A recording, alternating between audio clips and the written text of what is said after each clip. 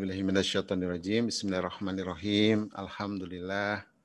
Alhamdulillahilladzi ba'atsa fil ummiyina rasulan minhum yatlu 'alaihim ayatihi wa yuzakkihim wa yu'allimuhumul kitaba wal hikmah.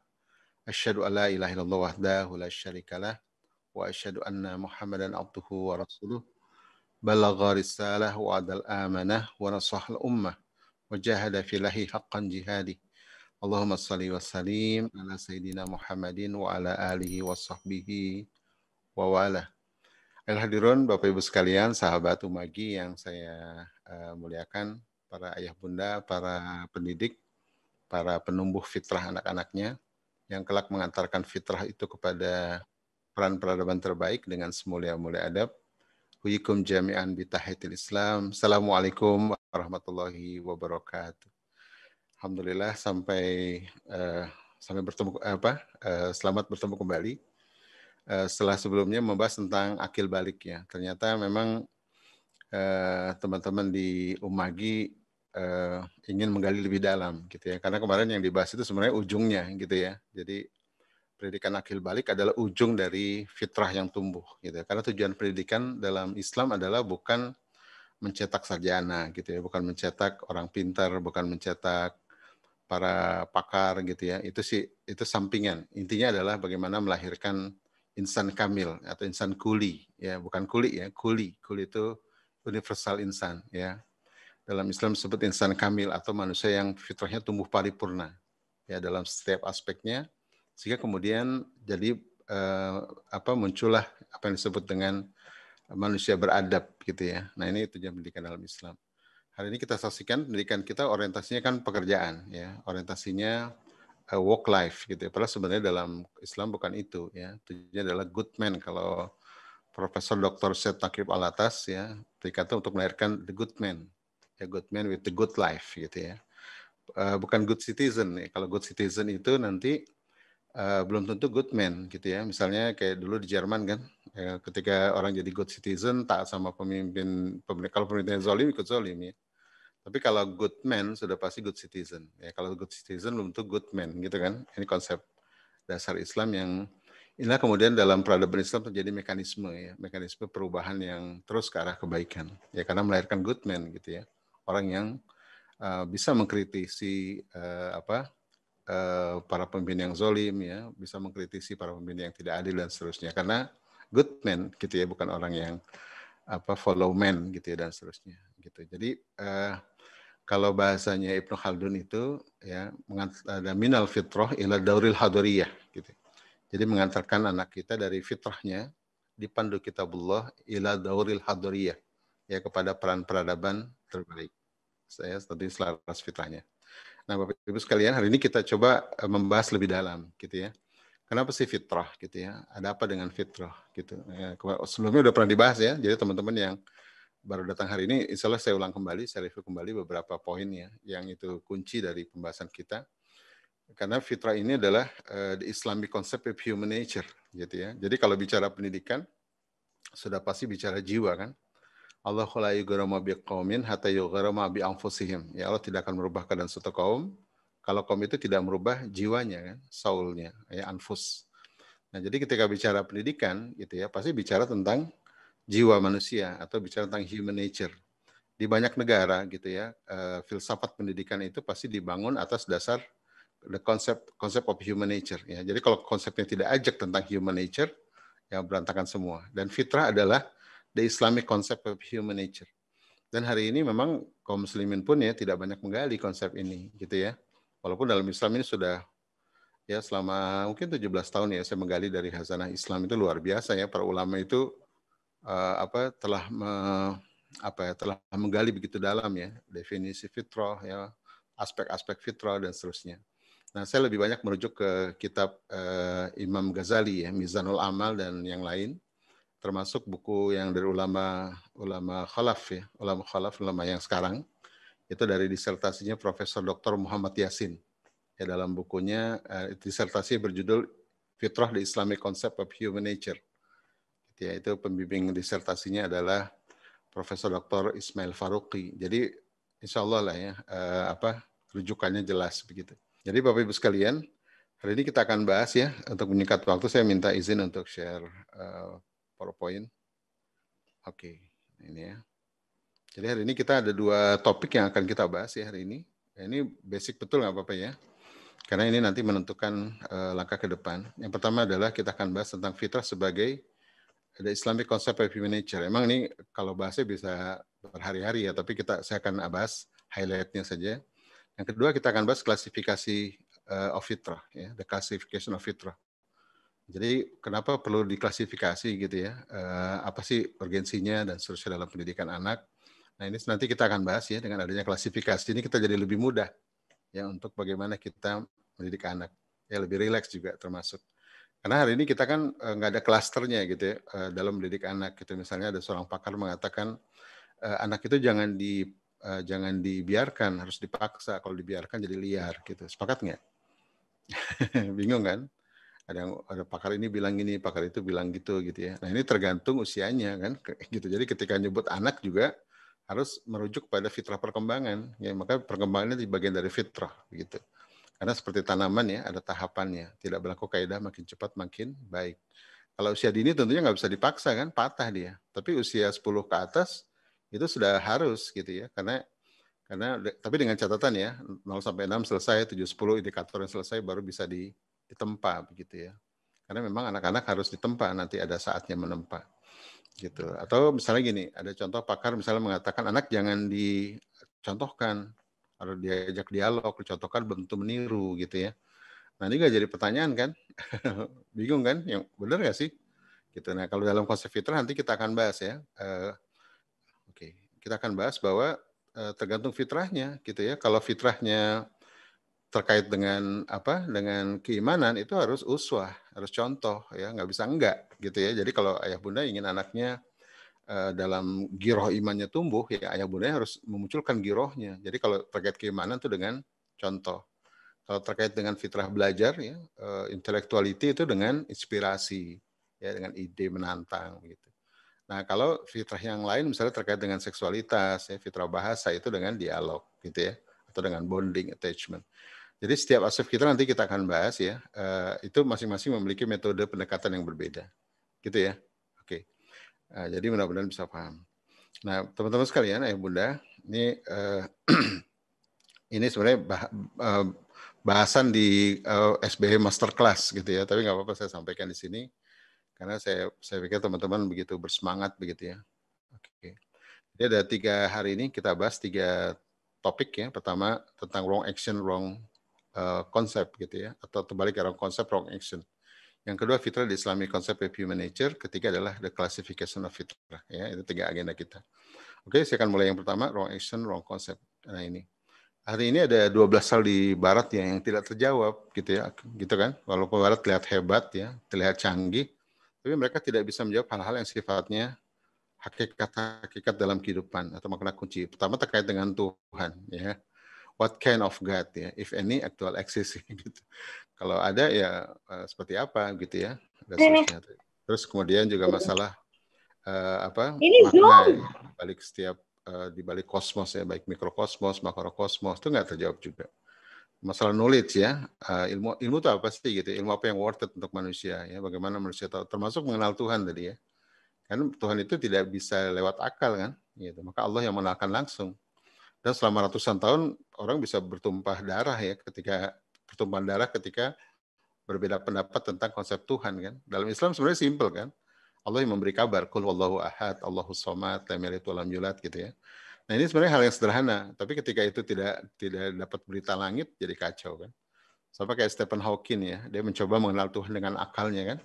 Akhirnya dengan akalnya itu dia mencoba menggali Tuhan. Akhirnya sampai kepada sebuah titik kesimpulan, Tuhan sekarang sudah tidak berperan katanya. Jadi sekarang sudah programmable. Ya, jadi Tuhan itu nggak berperan lagi hari ini. Itu karena ingin mencoba mengenal Tuhan dengan akalnya. Ya, dalam Islam itu konsep tentang Tuhan itu memang sudah Allah yang mengenalkan gitu ya. Nah ini terkait dengan ilmu. Ya maka dalam Islam kalau disebut ilmu itu artinya wahyu gitu ya. Jadi para ulama dulu ketika menyebut ilmu itu wahyu, kitabullah, Quran dan Sunnah. Karena itu kalau kita dengar kata ilmu kan dengarnya science ya. Ingatnya science, teknologi itu juga ilmu, tapi itu ilmu capaian. Ya ilmu hasil riset, hasil mubasyarah penelitian. yang sifatnya relatif sebenarnya karena progresif. Tapi kalau ilmu terkait dengan tentang Tuhan, tentang fitrah, tentang manusia gitu ya, tentang akhirat itu sifatnya ajak dia, ya sawabit ya, tidak akan berubah sampai kapanpun. Nah, itu disebut dengan ilmu dalam Islam atau hakikat-hakikat dalam kehidupan. Maka Imam Ghazali membagi ilmu jadi dua, ada fardu ain, fardu kifayah. Ya, fardu ain itu adalah ilmu yang setiap muslim wajib mengetahui, yaitu tentang hakikat-hakikat kehidupan. Yang kedua nanti ilmu yang dibutuhkan dalam kehidupan. Ya, ini bisa yang lain teknologi atau apa, tapi yang dibutuhkan. Nah, kalau fardu kifayah itu ya ilmu yang mencukupkan. Ya. Kifayah itu kan artinya mencukupkan. Nggak usah semua muslim harus menguasai gitu ya. Nah, ini juga terkait dengan ilmu yang sifatnya teknologi sains begitu. Tapi kalau ilmu tentang hakikat kehidupan wajib semua kita tahu ya tentang Allah, tentang Rasul. Karena kelihatannya sederhana memang ya tentang akhirat misalnya. Dulu kaisar pertama Cina Qin itu, ya mungkin tahu ya Qin atau Qin itu, sengaja nama China itu kan menganggap akhirat itu ada peperangan gitu ya. Jadi salah paham tentang ilmu maka jadi wrong konsep, wrong action gitu ya. Jadi salah dalam bertindak. Ini yang disebut dengan the loss of adab ya. Profesor Syed Naqib Al-Atas dalam bukunya Islam and Secularism itu mengatakan hari ini umat Islam mengalami apa yang disebut dengan the loss of adab atau krisis adab lah kalau dalam bahasa kita ya. Mengalami krisis kenapa? Bukan karena kurang ilmu, tapi karena keliru ilmu ya gitu ya. Nah, ini nggak terjawab di barat ya, saya cepetin aja. Nah, jadi berapa hal tentang termasuk ini where did I came from ya. Jadi the origin of man. Manusia itu dari mana sih gitu ya? Dia alien apa bukan gitu ya. Nah, terus identity UMI ya. Banyak orang bertanya UMI jawabannya karyawan, profesional gitu ya. Nah, ini nggak terjawab kan tentang soul, tentang self gitu ya, location, where am I dan seterusnya. Ini ada 12 hal yang sampai hari ini tidak terjawab oleh masyarakat barat karena nggak ada panduan gitu ya. Kita juga kaum muslimin kalau nggak dipandu kitabullah nggak terjawab pertanyaan-pertanyaan ini. Sepakat ya? Oleh karena itu kita perlu sandaran. Sepakat ya? Termasuk juga tentang konsep manusia. Tadi ya, salah pandang tentang konsep manusia, salah semua nih dalam menjalani kehidupan. Ya, celakanya adalah juga salah nanti dalam pendidikan kan, karena inti dari peradaban adalah pendidikan. Ya, dan inti dari pendidikan adalah tentang human, ya, tentang human nature, gitu. Oke ya. Nah, seterusnya. Nih kita akan bahas nanti. Oke. Nah, sekarang saya lihat saya akan bahas ada 3 aliran Western psikologi ya. Ini mendasari nanti filsafat pendidikan. Ya, ini yang populer hari ini ya, walaupun berangkat dari Aristotelian gitu ya, dari Platonian gitu. Tapi pada intinya gitu ya, yang sekarang berkembang ini ya, ini pertama Freudian psychoanalysis ya. Jadi Sigmund Freud ya. Jadi manusia itu katanya bertindak karena insting. Jadi motif manusia dalam bertindak itu karena insting ya, dark side ya. Dia nyebutnya manusia digerakkan oleh karena libido ya. Dan nyebutnya ada life instinct, ada death instinct gitu. Jadi kebayang nggak kalau sistem pendidikan berangkat dari pendekatan manusia itu digerakkan oleh seksualitas ya, oleh libido, kebayang kan? Kacau semua kan? Begitu. Nah, kemudian muncul lagi aliran berikutnya radical behavior. Nah, kalau ini lawan seperti biasa ya, kalau setiap peradaban itu selalu ada antitesa kan? Ada sintesa, sintesa, antitesa. Ya, karena Freudian ini kemudian muncul antitesanya. Ya, antitesanya ini ya radical behaviorism. Ya, ini ada John Locke termasuk konsep tabula rasa. Jadi kalau Freudian itu mengatakan manusia itu bergerak motifnya karena insting gitu ya, karena libido dari dark side ya, alam gelap dalam jiwanya gitu. Nah, kalau radikal ini lupakan nggak ada jiwa tuh ya, semua serba intervensi ya, semua serba dari luar manusia. Ya, maka lahirlah konsep behavior ya, bahwa manusia itu bisa dirubah dengan drilling ya, dengan overstimulus gitu ya dan seterusnya. Berikan aku manusia kata si Skinner kalau tidak salah. Ya saya akan cetak jadi seperti apa yang saya mau begitu. Jadi dia yakin betul nih bahwa manusia ini bisa dicetak sesuai mau sistem gitu ya. Nah ini termasuk John Locke ya. Ini juga banyak melanda kaum muslimin ya. Misalnya ketika bicara fitrah, fitrah itu suci. Ya suci itu kosong. Kosong itu tabula rasa. Jadi beloknya ke sana gitu. Ya, dalam Islam fitrah itu nanti kita bahas. Fitrah itu adalah sesuatu yang sudah terinstall dengan baik ya. Para ulama nyebutnya innate goodness, ya bawaan baik. Bahkan Islam tidak mengenal innate sins ya, dosa bawaan gitu kan. Tapi bawaan baik yang dibawa oleh manusia itu. Lengkapnya fitrah itu adalah innately predisposed to know God and to do good and to accept the truth ya, atau the true knowledge gitu. Ya, jadi fitrah itu adalah innately ya, sesuatu yang sudah dibawa dalam diri manusia untuk mengenal Tuhan, ma'rifah ya, bahkan ulama nyebutnya bukan hanya ma'rifah, tapi juga untuk mencari Tuhan gitu ya, mengenal Tuhan, ya, termasuk tunduk pada Tuhan. Yang kedua adalah untuk berakhlak ya, to know good, to do good ya, untuk berakhlak. Jadi akhlak baik itu, moralitas itu sudah terinstall gitu. Yang ketiga adalah untuk menerima ilmu yang benar gitu ya, karena sudah ilmu-ilmu basic itu sudah ada dalam diri jiwa anak-anak kita. Nanti kita akan bahas lebih dalam. Nah, ini saya ingin tunjukkan 3 aliran besar dari 2 ini, kemudian muncul nih yang sekarang jadi mimpin lah ya di banyak sistem itu, humanistic psychoanalysis ya. Jadi lupakan Freud dengan segala kegelapannya, ya lupakan Behaviorism dengan segala obsesinya untuk mengubah manusia. Nah, ini lebih kepada self deterministic ya. Jadi setiap manusia itu unik. Ya, ini kita banyak masuk sini. Ini lumayan benar lah ya, walaupun masih menolak Tuhan juga kan ya. Jadi bagi mereka yang penting adalah here and now, gitu ya. Nggak ada cerita tuh masa lalu, masa depan, akhirat, hereafter gitu ya. Yang penting here and now. Nah, ini banyak melanda ya, dan ini lumayan memukau gitu ya. Dari sini lahirnya misalnya positif psikologi gitu ya, terus strength based education ya, pendidikan berbasis strength atau berbasis potensi. Ini menarik ya, termasuk barangkali yang sekarang dianut oleh Menteri Pendidikan Indonesia ya, gitu. Tapi lagi-lagi ya, walau dalam fitrah manusia emang ada keunikan manusia. Manusia punya potensi dan itu bukan animal ya, bukan potensi binatang. Memang manusia itu spesifik. Tapi harus dikaitkan dengan spiritual ya, keimanan kan. Nah, ini yang nggak ada gitu ya. Akhirnya kemudian muncul apa yang disebut dengan egosentrik. Jadi kebenaran itu relatif ya, gitu kan. Jadi karena semua orang bisa menilai kebenaran ya, karena nggak ada kebenaran tunggal gitu ya. Memang benar tiap anak itu unik ya, tiap anak itu unik. Tapi dalam Islam tuh ada yang sebut kebenaran mutlak ya, nggak semua kebenaran itu relatif ya, begitu. Nah, ini kan melanda kita seolah teori yang memukau. Nah, akibatnya apa? Saya banyak melihat ya anak-anak yang dikembangkan bakatnya kemudian secara moral itu juga anjlok gitu ya. Kemarin saya diskusi dengan seorang pakar bakat ya, Abah Rama, dia bercerita habis ketemu dengan sebuah institusi di Kemdikbud yang disebut Puspresnas, Pusat Prestasi Nasional.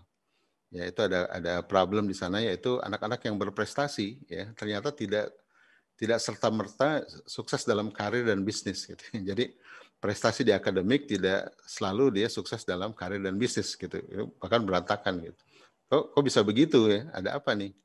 Gitu ya. Tapi lagi-lagi mereka gagal untuk memahami bahwa sukses di karir dan di bisnis sekalipun ya, kalau tidak ada kaitan dengan spiritual ya, cuma egosentrik, tidak teosentrik, problem juga kan? Bukan ya?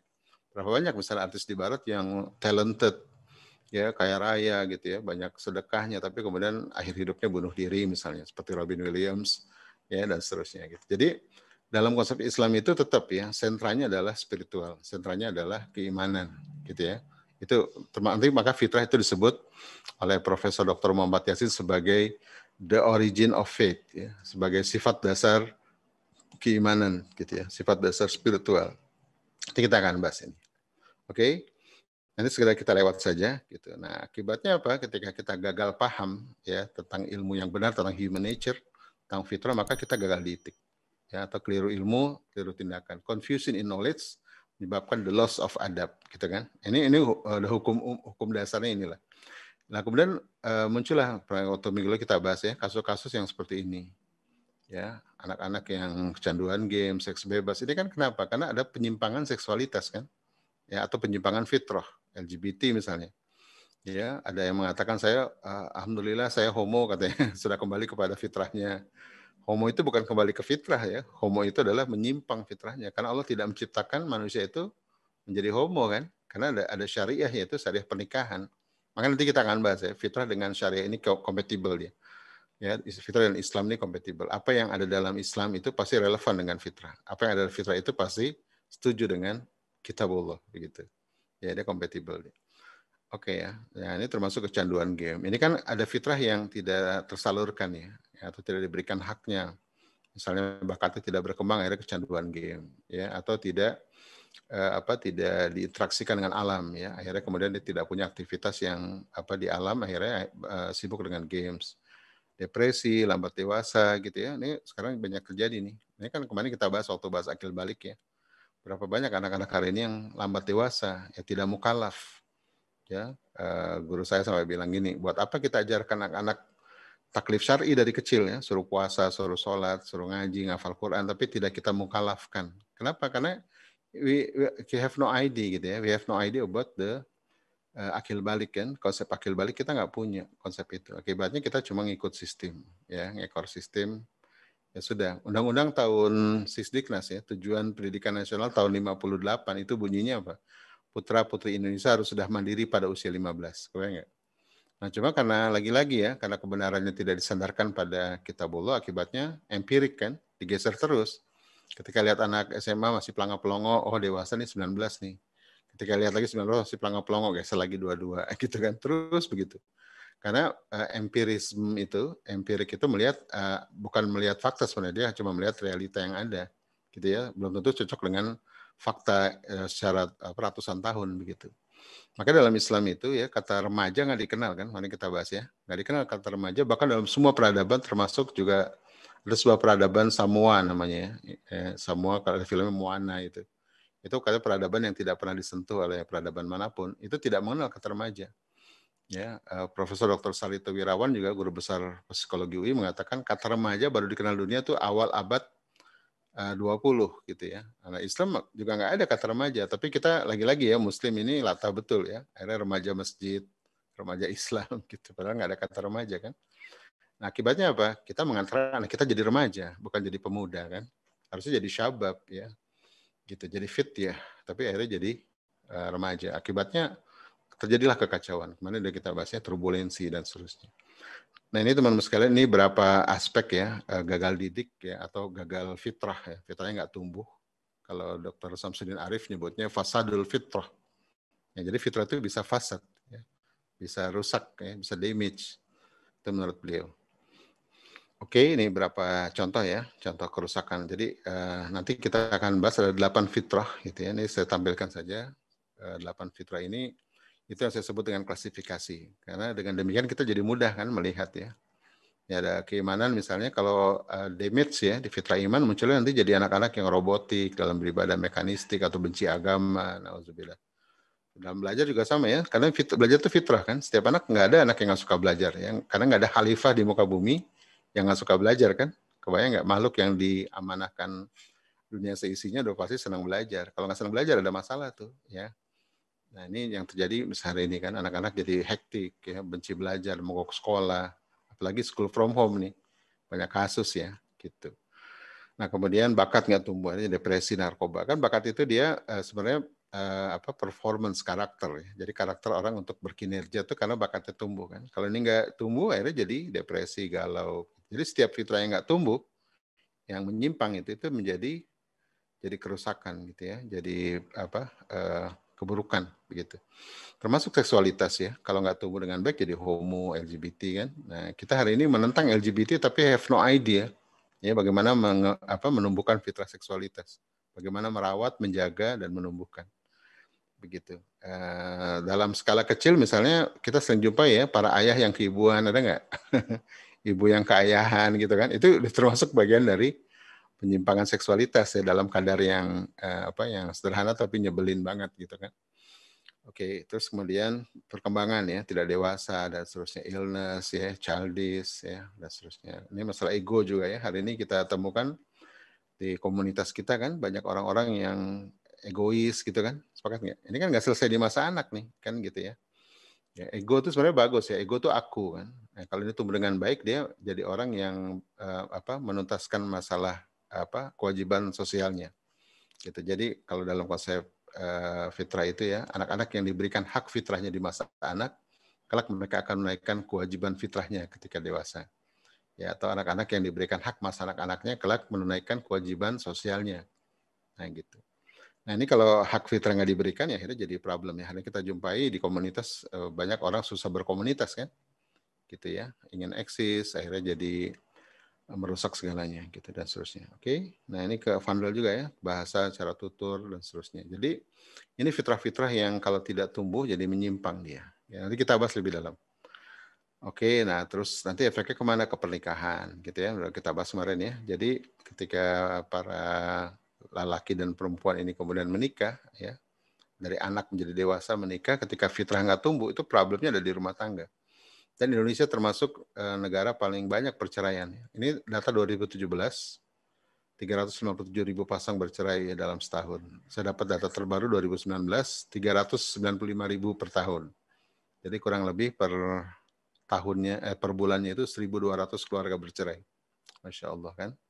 Per harinya itu per jamnya 50 keluarga bercerai. Masya Allah. Yang gimana kita bicara kebangkitan umat ya, bagaimana kita bicara peradaban Indonesia ke depan ya, dan seterusnya kalau rumah tangga rapuh, sepakat nggak? Karena rumah tangga itu kan, keluarga itu kan basis terkecil dari sebuah peradaban. Ya kan, kalau keluarga ini baik, maka secara kolektif baguslah peradaban. Tapi ketika keluarga ini rapuh, maka rapuhlah peradaban. Oleh karena itu teman-teman sekalian, nggak ada cara lain ya, kecuali mari kita kembali ya, kembali mendidik anak sesuai dengan fitrahnya, dipandu kitabullah, sehingga menjadi insan yang kamil atau insan yang beradab gitu kan. Ya, nggak ada cara lain.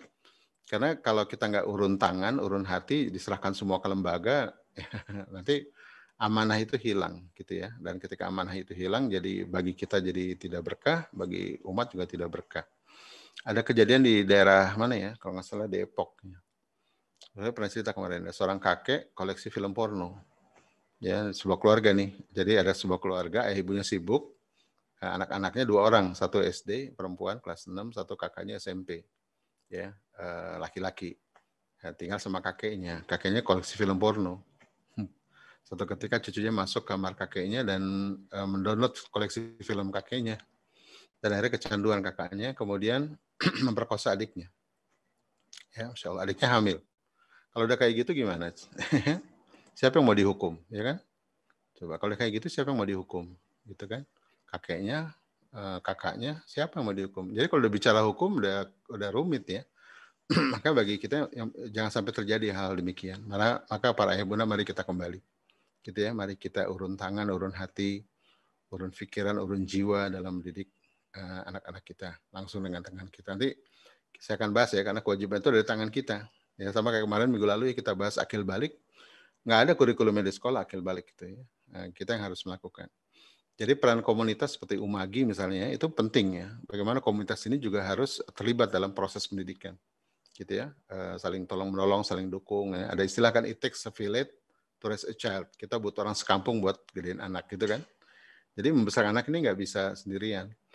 Juga ada kaidah ya, kalau kita tidak peduli sama anak teman, gitu ya, anak tetangga, anak kawan, itu sama juga menyiapkan musuh bagi anak kita di masa depan. Kebayang nggak? Ya, kalau kita lihat anak kawan kita tidak terdidik dengan baik, kemudian kita tidak merangkul ya, tidak meraih. Ya, kemudian anak itu besar dalam kezaliman ya, kemudian ya nanti korbannya siapa ya? Anak-anak kita juga kan. Begitu. Oke, nauzubillah. Oke, teman-teman. Ini saya bukan nakut-nakutin ya, tapi ini kan memang fakta. Ya, ini kekerasan rumah tangga juga disebabkan karena ayah bunda yang tidak selesai fitrahnya, gitu ya. Oke, perceraian juga sama ya. Nih ada perceraian tadi kita bahas tuh ya. Ada kasus per jamnya tuh 50 keluarga per jam. Kalau ini data 2017. Oke, ini seorang pakar mengatakan penyebab perceraian rumah tangga itu ada 3 hal. Pertama, keluarga tidak punya misi pernikahan. Ya nggak jelas mau dibawa kemana nih pernikahan.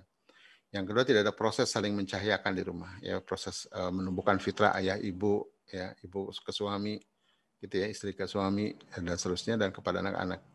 Yang ketiga ini salah ilmu ya, keliru memahami hakikat dengan pernikahan, gitu ya. Konsep bahagia, kalau bahagia diartikan sebagai cuma kesenangan, ya banyak pasangan yang ketika semua tercapai, ya dari materi segala macam lalu berpisah.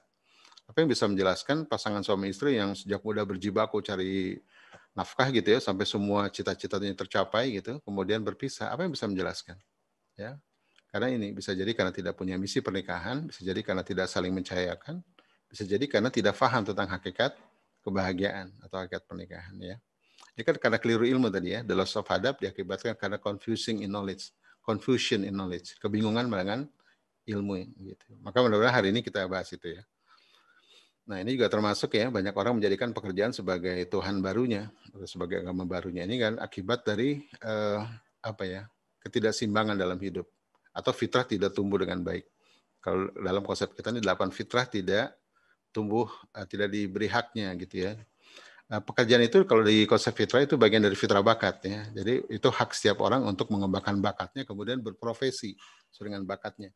Tapi fitrah kan bukan tentang bakat saja kan, ada spiritual di sana, ada sosial di sana, gitu kan, ada seksualitas di sana atau family life di sana, gitu ya. Nah ini harus tumbuh bersamaan. Nah, kita biasanya bekerja kan 7 hari seminggu ya, dan pekerjaan itu kan 5 hari dalam seminggu kan, jadi 5/7 dari waktu kita untuk work life. Ya sementara spiritual life, intellectual life ya, family life, ya untuk dakwah segala macam dipentokin weekend gitu kan. Nah ini menyebabkan unbalance ya, hidup yang tidak seimbang. Kalau kita diminta hidup kan seimbang ya, gitu. Oke. Nah ini saya ambil dari sebuah paparan ya dari Muslim Produktif Muslim ya Muhammad Faris gitu ya, dia kasih slide seperti ini. Jadi dia mengatakan hari ini work ya pekerjaan sudah menjadi religion ya. Bahkan anak-anak muda kalau di riset nih ini di Amerika sih 95% of teens said ya memperoleh pekerjaan dan karir yang mereka sukai jauh lebih penting daripada nolong orang ya, yang memerlukan atau nikah gitu. Kebayang nggak ya, ini hasil riset ya. Jadi sudah terjadi apa yang disebut dengan wokeism ya. Jadi agama jadi isme. Pekerjaan jadi isme begitu. Oke ya, ini sekedar lewat saja. Jadi saya ingin menyampaikan bahwa salah pandang tentang konsep manusia jadi salah semua kemana-mana kan, ke pernikahan, ke gagal didik ya, ke hidup yang tidak seimbang dan seterusnya. Oke, nah ini kesalahan fatal kita sebagai orang tua adalah apa? Kita tidak pernah berhenti sejenak untuk meluangkan waktu untuk merenung. Sepakat nggak? Ya, kita kayak kejar-kejaran ya, hustle culture gitu ya, budaya panik, budaya sibuk.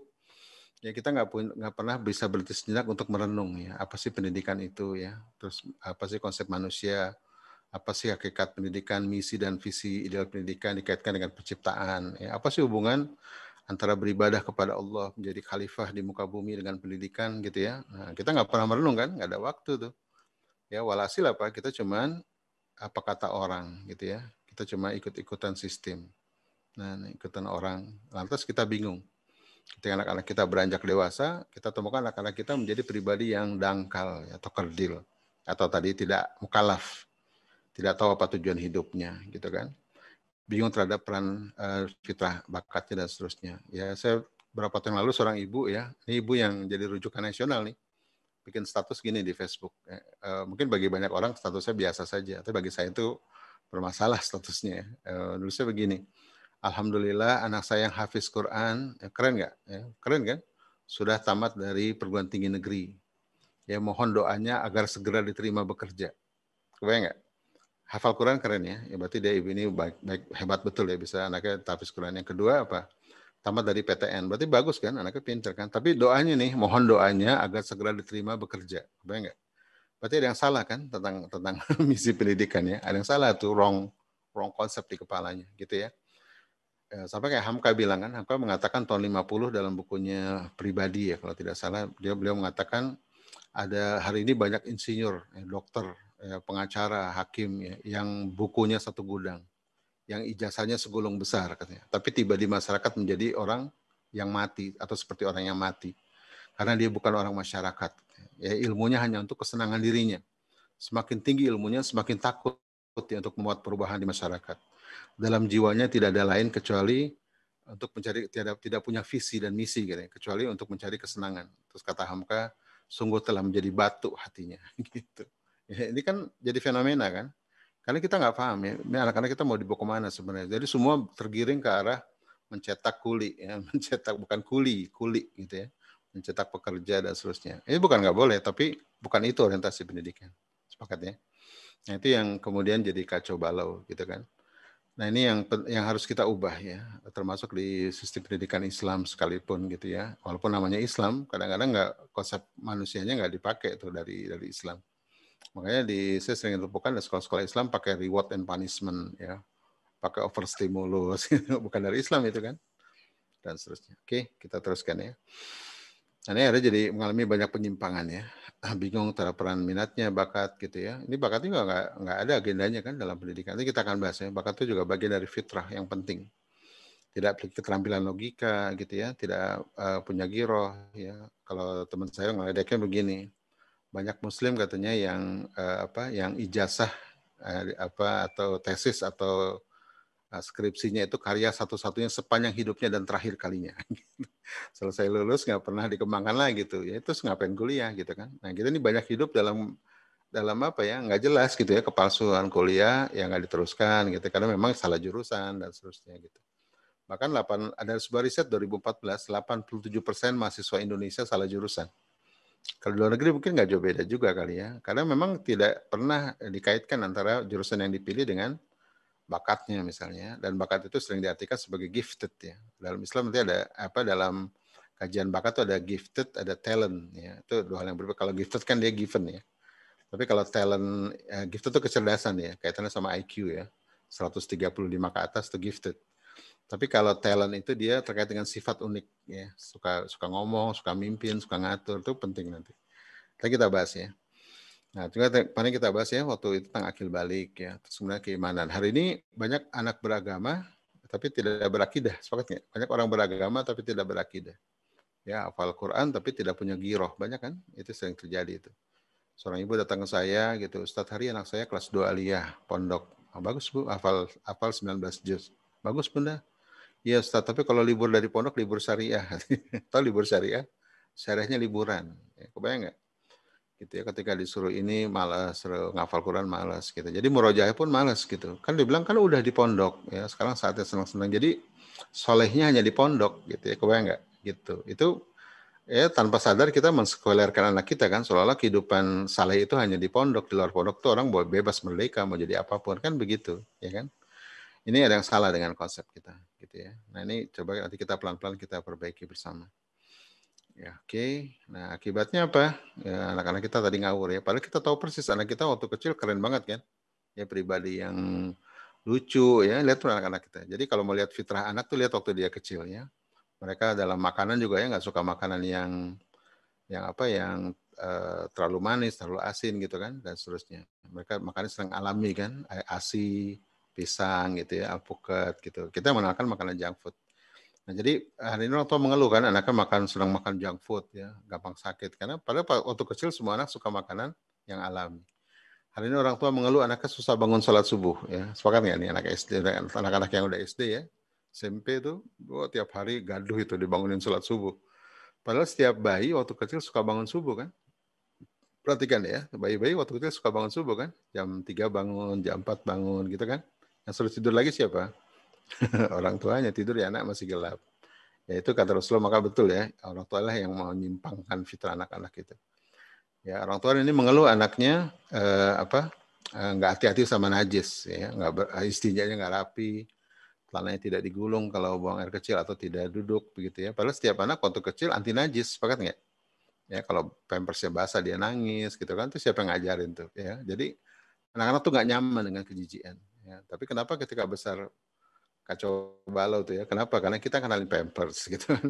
Jadi betul kata Rasulullah kan, kulu maludin yuladu alal fitrah, setiap anak dalam keadaan fitrah fa'abau ya, orang tuanya lah yang ngacak-ngacak jadi Yahudi, Nasrani maupun Majusi ya. Ini dalam kaitan milah ya atau tata cara hidup atau cara berpikir juga termasuk. Oke. Lalu kalau sudah kayak gitu siapa yang kita salahkan?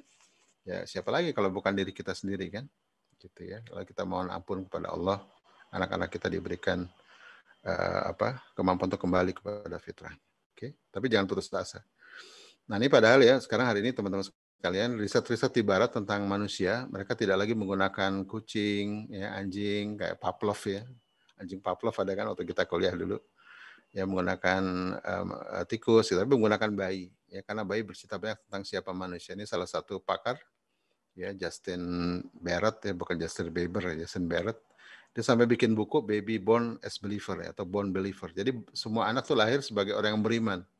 Ini kan kayak ngomong fitrah kan ya. Jadi fitrah manusia tuh beriman gitu. Jadi dia bilang kalau ada anak ditaruh di pulau, nggak usah diapa-apain, pasti gedenya bertuhan. Atau bahasa kita Hanif ya.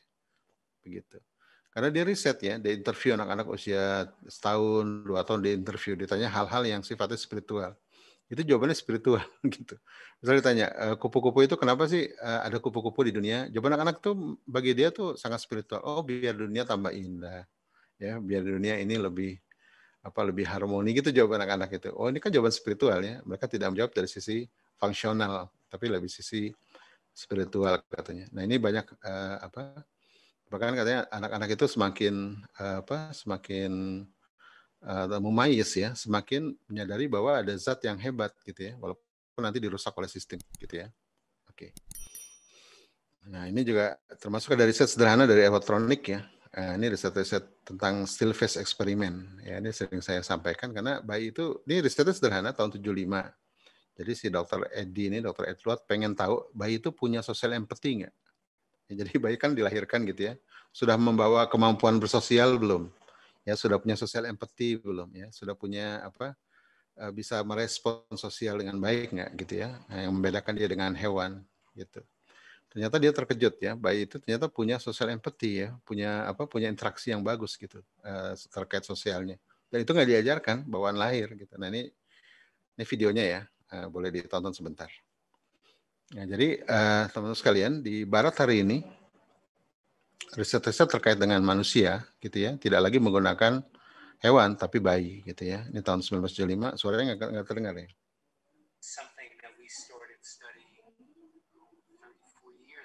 Kedengeran nggak suaranya?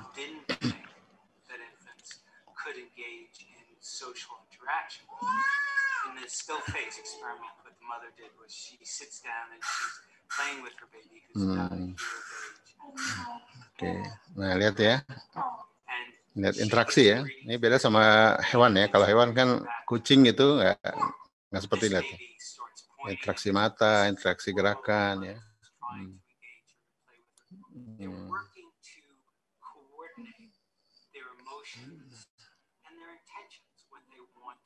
Kan ada interaksi mata ya, interaksi tangan dan seterusnya. Nah, sekarang ibunya nengok ke belakang. Nengok ke belakang, terus wajahnya still face. Lihat tuh. Nah, dia mulai kaget kan, lihat ya. Dengan cepat dia lihat ya, dia coba senyum satu ya. Dia coba nunjuk-nunjuk dua. Kebayang ya? Ini termasuk kognitifnya ya, betapa dia dalam berapa hitungan menit itu melakukan banyak hipotesa. Nah, mencoba meraih wajah ibunya 3, ya, yang keempat mencoba tepuk tangan, gitu. Yang kelima menjerit, gitu ya. Kayak nih, jadi menarik perhatian ibunya.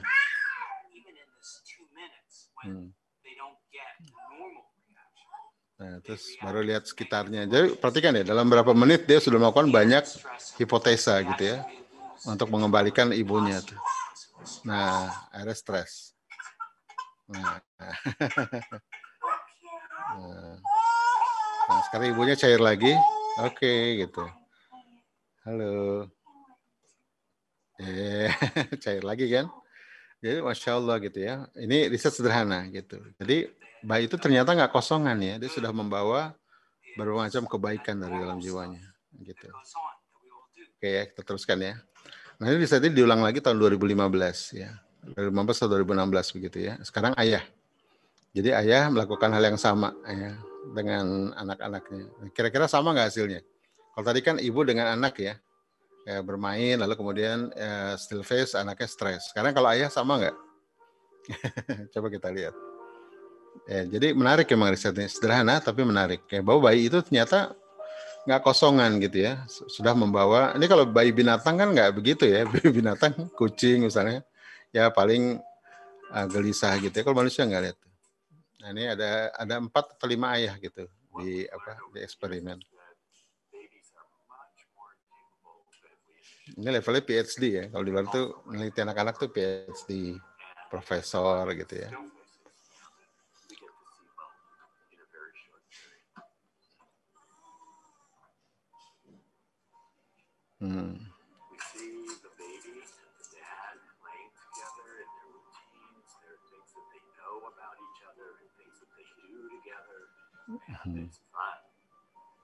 Ya, main sama anaknya kan.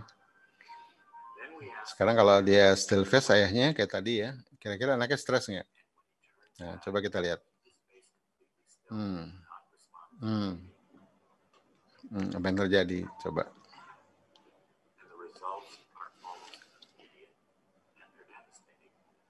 Nah, almost intermediate ya. Jadi langsung lihat ya, langsung emotion ya, negative emotion. Nah, Ya.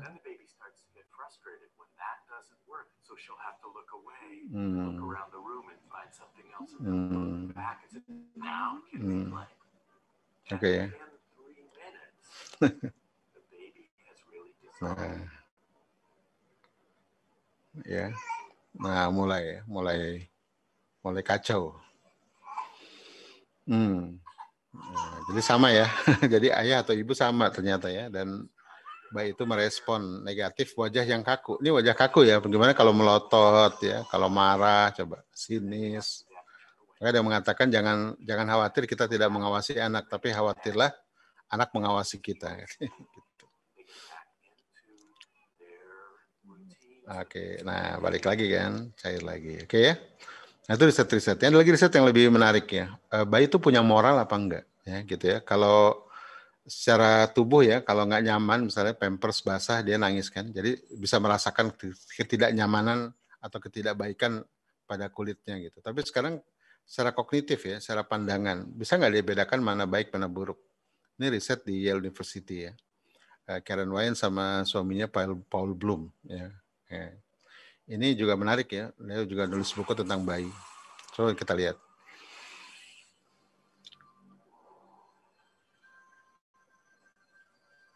Babies know when their diaper is clean or dirty, or when their tummy is empty or full. Just ask any sleep-deprived parent. But can babies tell when someone is acting good or bad? Babies are oriented towards pro-social individuals. They prefer interacting with a pro-social individual over an antisocial individual. Psychologist Karen Wynn runs the Yale Infant Cognition Lab. Ini Karen Wynn ya. Nah ini kelinci percobaannya nih, Sarah ya. Jadi Sarah ini 19 bulan. Ya, jadi dikasih lihat sandiwara boneka. Jadi ada 3 boneka, ada boneka yang belang nih, boneka macan ya, sedang buka kotak. Nah ini yang kaos kuning nih boneka baik ya, ditolong.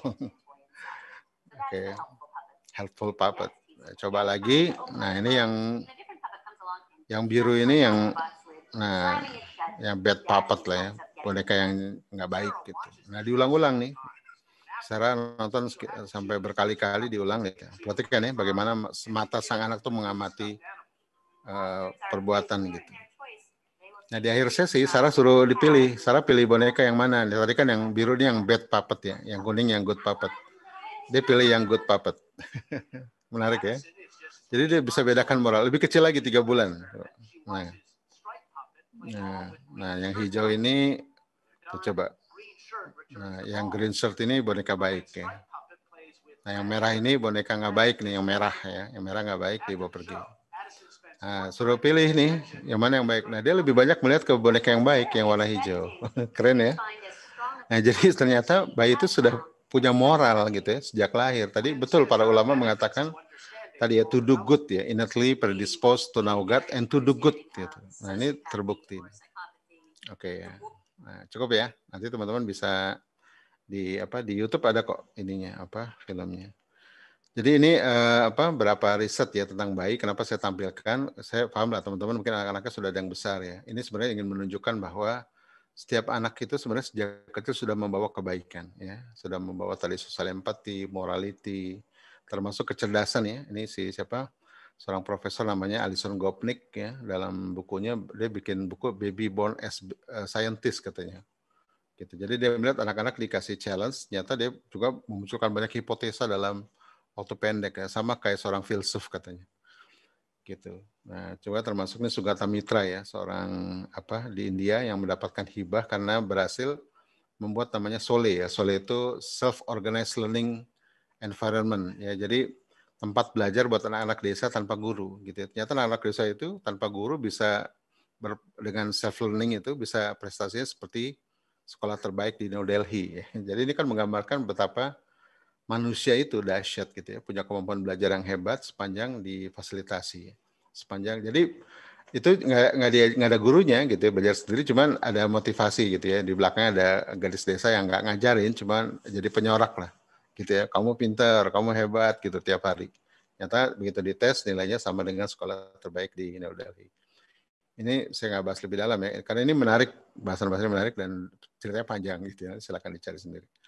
Oke ya, nah ini berapa buku-buku ya, ini termasuk yang tadi dikarang oleh Sam Gopnik ya, The Philosophical Baby, ya juga ini The Carpenter dan seterusnya. Jadi teman-teman sekalian, dari bab tadi awal ya kita menggambarkan bahwa kalau salah ilmu ya salah action diakibatkan karena salah konsep gitu ya. Dan hari ini dunia barat itu menuju kepada kebenaran ya dengan cara tapi riset ya. Tapi ini kan perlu waktu gitu. Sementara kaum muslimin ini meninggalkan hazanahnya gitu ya. Mengikuti barat yang salahnya gitu ya. Dan seterusnya. Maka sekarang kita akan bahas fitrah di Islamic Concept of Human Nature. Nah, dari mana cerita fitrah itu berawal? Ya, berawal dari the origin of man. Ya, dari mana asal mula manusia? Dari sini. Ada sebuah peristiwa di alam ruh ya. Yang disebut para ulama pakar nyebutnya the day of Alastu atau disebut dengan Yaumil Mithaq. Ya, ini menarik.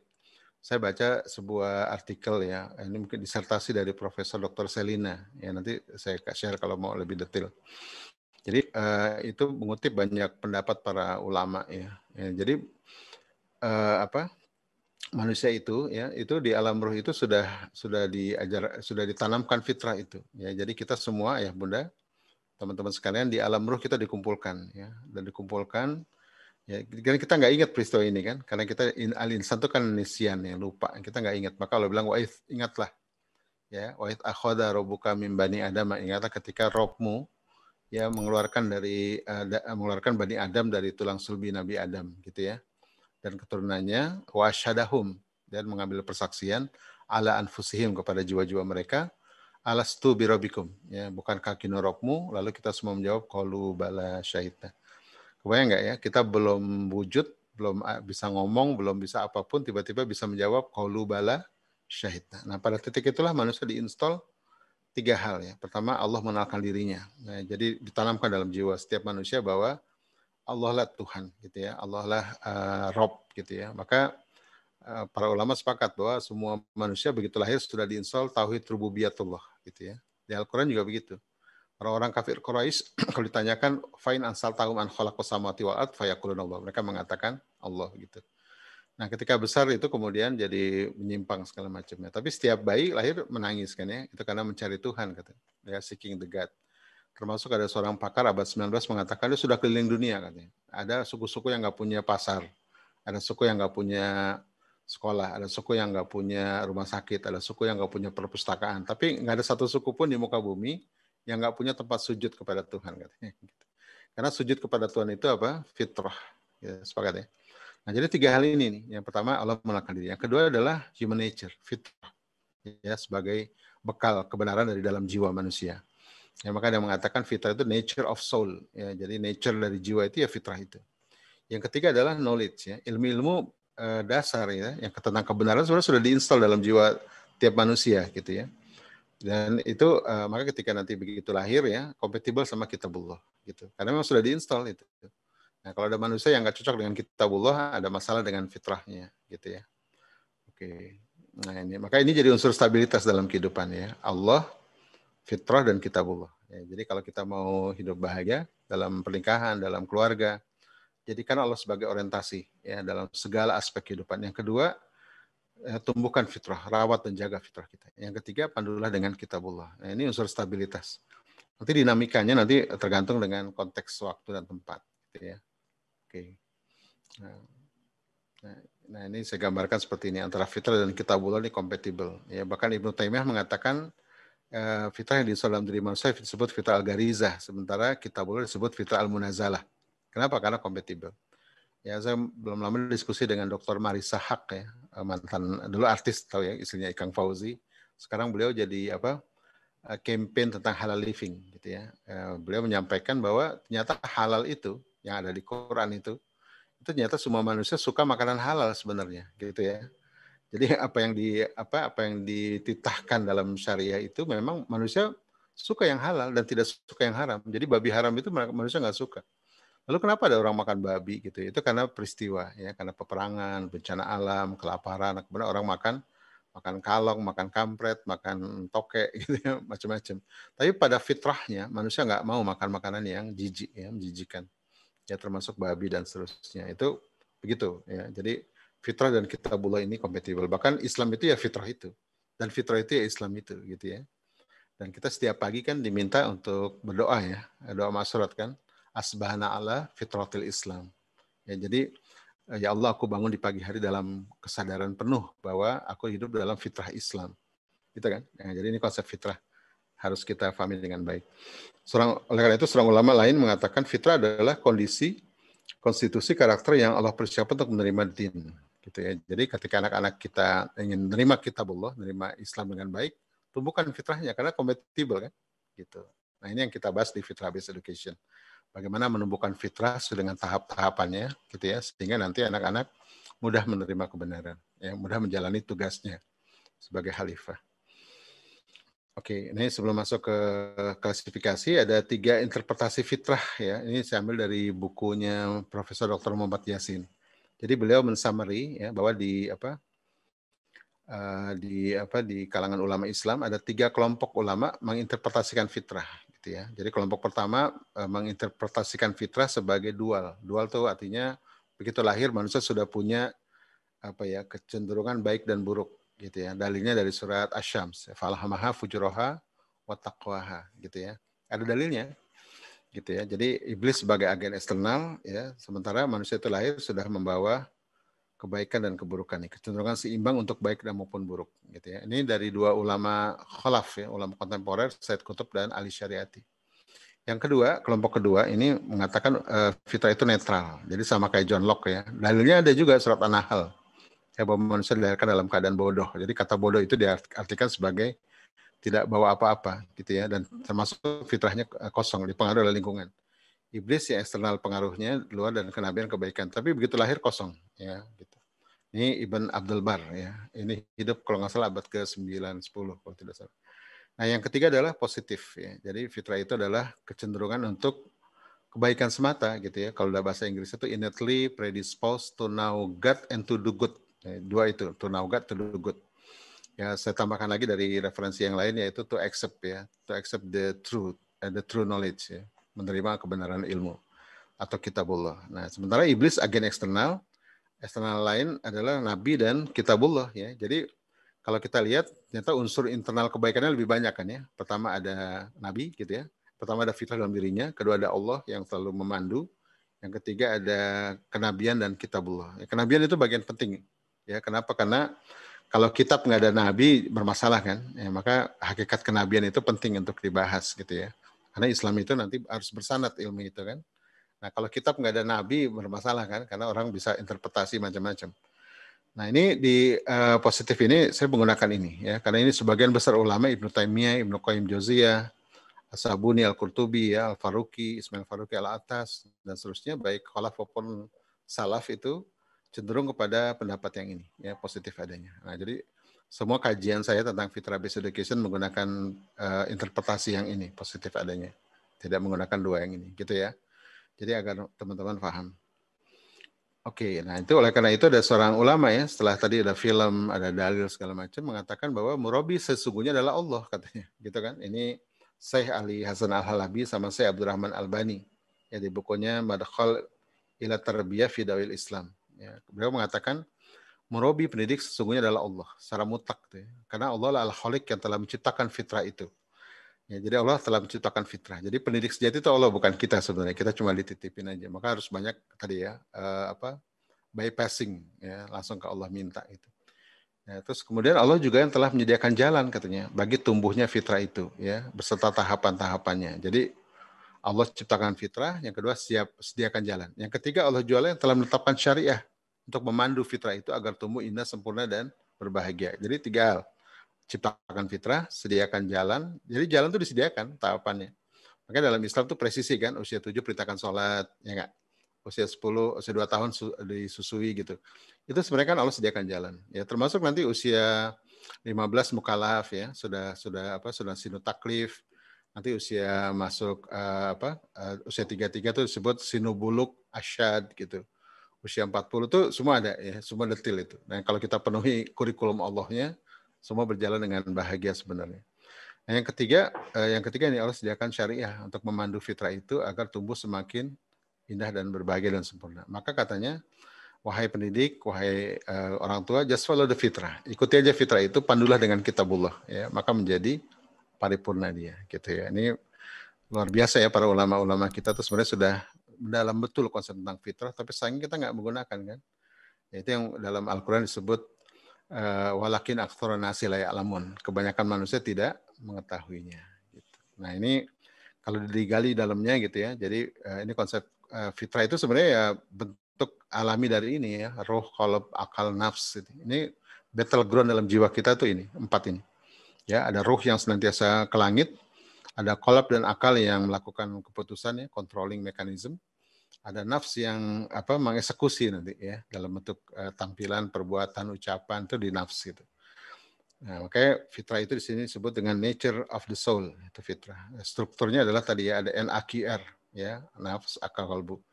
Tahapannya ada tahapan jiwa itu, tahapan fitrah adalah bergerak dari amaratu bisu, lawama sampai mutmainah, itu tahapannya. Nah, maka perlu nanti dalam konsep fitrah itu tazkiyatun nafs. Gitu ya, ayah bunda kita perlu untuk mensucikan. Nanti ini bahasan yang lain ya, tazkiyatun nafs. Nah ini battleground-nya kayak gini, seru ya. Jadi kalau pengen lihat jiwa kita tuh ini isinya. Ya, dan dialog-dialog kita sepanjang kita dialog ini kan, sebenarnya dialog yang paling utama adalah kita dengan jiwa kita kan, sepakat nggak? Saya juga sepanjang saya ngomong, saya dialog dengan jiwa saya. Sepanjang ayah bunda mendengarkan saya juga dialog dengan jiwa masing-masing kan. Nah jiwa inilah kemudian yang mengambil keputusan nanti ya untuk menerima apa yang saya ucapkan atau menolak. Ya, atau sinis gitu, atau menerima dengan sangat. Nah, maka nanti tergantung dari jiwa kita ini, gitu ya. Nah, akal ini nanti sangat dipengaruhi oleh ilmu. Ya, maka penting kita memberikan ilmu yang benar, ya, konsep-konsep yang benar. Kalau qalbu itu dipengaruhi oleh fitrah, ya. Kalau fitrahnya lurus, maka qalbunya jadi bercahaya. Itu disebut hati nurani, hati yang bercahaya. Ya, maka penting juga untuk membersihkan hati. Nah, ketika qalbunya benar, akalnya benar, maka eksekusinya benar. Tapi kalau dua hal ini nggak benar nanti jadi membenarkan nafs gitu ya, gitu. Nah, jadi ini battleground-nya di sini. Nah, maka dalam pendidikan anak sebenarnya kita sedang mendidik jiwa kita, gitu ya. Kalau kita pandai mendidik jiwa kita, nanti kita pandai juga mendidik anak-anak kita, gitu ya. Maka ada kaidah raise your child, raise yourself. Kalau kita menumbuhkan fitrah anak kita, sebenarnya pada hakikatnya kita sedang menumbuhkan fitrah kita. Dan fitrah itu tadi ya, ada nature of soul, ya. Jadi masih alami dari jiwa kita tuh fitrah gitu. Nah, fitrah ini yang mempengaruhi 4 hal ini. Oke. Nah, itu. Nah, ini fitrah ini kadang-kadang disebut spirit ya. Jadi bergerak nih, ya tergantung nanti condongnya kemana. Kalau condong ke atas ya jiwa itu disebut spirit. Kalau condong ke ya pemikiran, intelek ya atau qalb ya. Kalau ini mohon maaf ini bukan qalb ya. Ini akal ya. Mana? Oke. Nah, ini gambarannya. Kalau dia ke bawah tarikannya, ya maka disebut ghaflah ini. Ya disconnect kepada Allah, jadi imbalance. Ini disebut dengan ghaflah. Ya, jadi musuh fitrah itu sebenarnya ghaflah. Jadi kalau kita lalai didik anak itu ghaflah ya, karena akhirnya fitrah itu nggak digunakan, nggak kepake. Nah, tapi kalau kita orientasi ke fitrah gitu ya, maka disebut dengan balance atau harmoni gitu. Ya, gambarannya seperti ini. Maka teman-teman sekalian penting nggak untuk merawat fitrah? Penting kan tadi ya, karena setiap anak sudah lahir dalam keadaan fitrah. Maka tugas kita merawat ini. Termasuk fitrah dalam diri kita nih, fitrah ayah bunda juga ya, perlu dirawat juga. Nah ini bersamaan bareng-bareng, nggak usah menunggu kita selesai, karena nanti nunggunya lama, anak-anak nggak bisa menunggu kan. Gitu. Nah fitrah yang baik dari anak-anak kita akan bertemu dengan fitrah yang baik dari orang tua.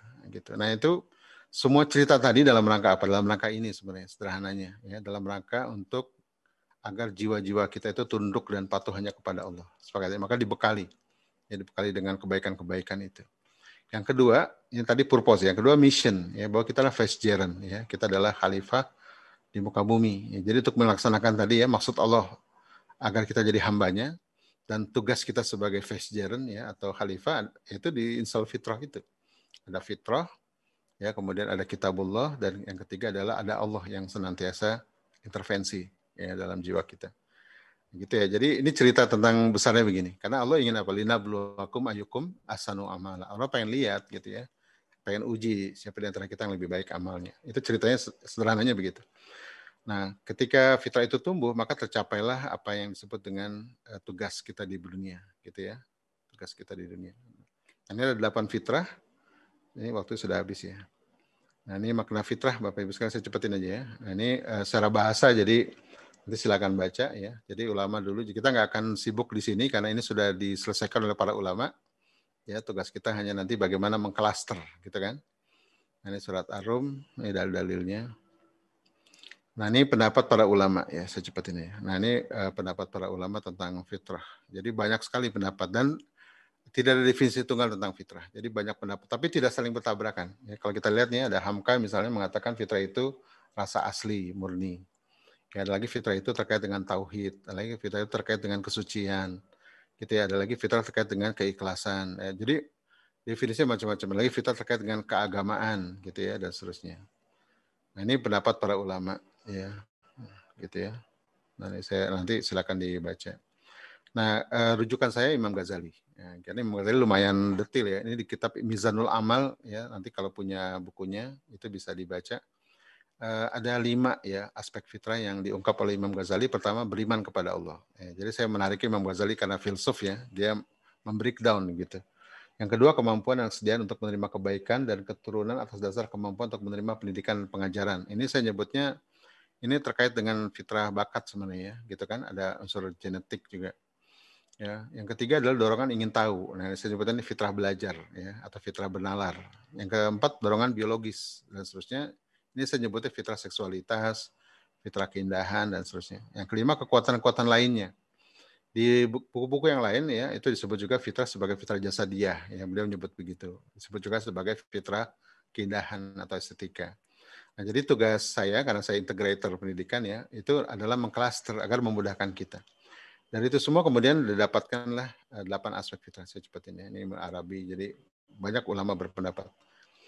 Nah, ini juga ada pakar yang mendefinisikan jadi sebanyak ini tuh 2, 3, 4, 5, 6, 7, 8 ya. 8 gitu ya. Nah, ada juga jadi 3 ya, morality, spirituality. Jadi pembagian fitrah tuh banyak orang mencoba mengklaster ya.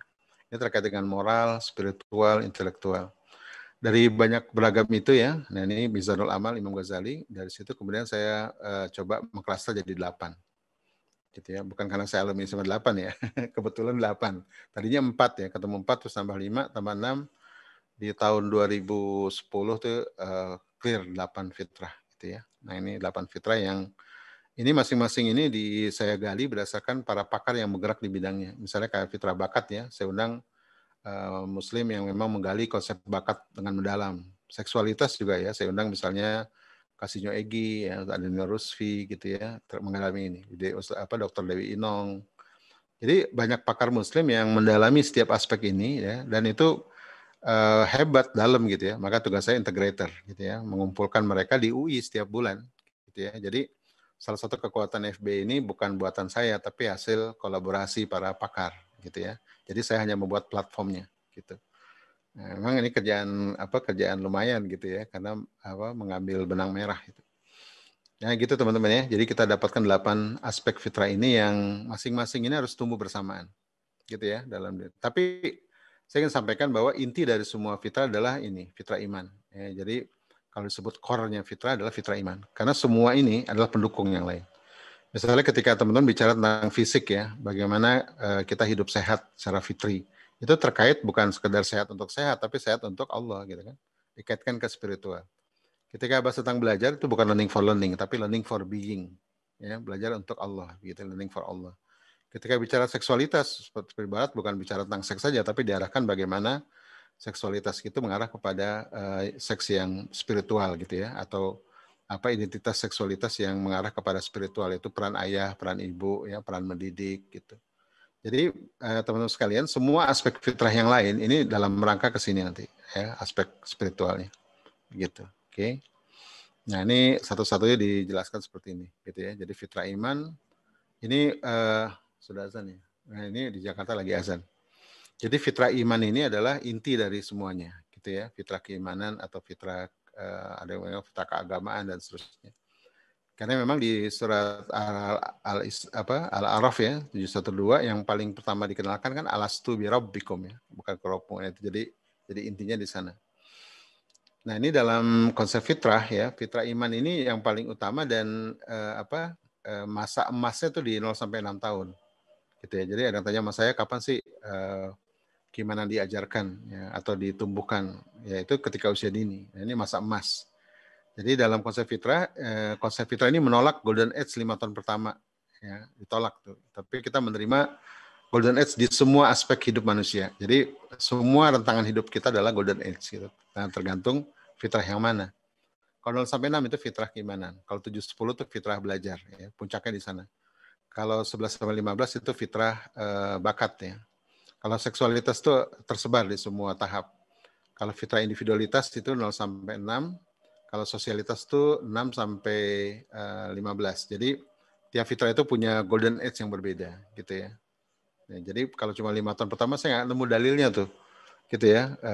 Yang dibilang katanya kalau nggak anak-anak nggak segera diisi nanti sinapsis tidak terbentuk ya karena neuronnya meluruh nanti. Ternyata riset-riset terbaru tadi Paul Bloom, Karen Wine itu menemukan bahwa neuron yang dikatanya meluruh itu tumbuh lagi di usia 7 ya, meluruh lagi di usia berikutnya, lalu tumbuh lagi begitu. Jadi nggak bisa jadi sandaran gitu ya. Gitu. Tapi dalam konsep Islam karena itu semua tahap itu adalah fitrah gitu, masa emas dalam pendidikan. Oke ya. Ini saya jadi sudah azan soal ini fitrah belajar bernalar juga sama. Nah, hal yang kunci adalah bahwa fitrah ini nggak diajarkan teman-teman ya. Jadi ada yang nanya, Ustadz fitrah itu diajarkan ya? Enggak. Fitrah itu ditumbuhkan, dibangkitkan, disadarkan, dipesonakan gitu ya. Nanti ada tahapnya kalau sudah tumbuh ya, sudah disadarkan, ada tahapnya nanti menempa ya, mengokohkan fitrah itu. Nah, ini fitrah belajar ya, setiap anak belajar. Jadi kalau anak nggak suka belajar, ada penyimpangan fitrah tuh. Ya, saya cepetin ya. Nah, ini juga fitrah bakat ya. Jadi bakat itu Bapak Ibu sekalian bukan cita-cita ya, bukan aktivitas. Misalnya anak saya pengen jadi pemadam kebakaran waktu kecil, itu bukan bakat ya. Itu karena kepengen ya, karena minat. Kalau bakat itu dia sifat unik ya, sifat unik itu diawali kata suka bicara, suka merancang, suka berpikir, suka guyup ya. Jadi suka gitu. Nanti kita bahas. Nah, jadi 0 sampai 6 itu suka, 7 sampai 10 nanti baru bicara tentang potensi ya, bagaimana memberikan aktivitas yang relevan dengan sifat-sifatnya tadi. Oke ya.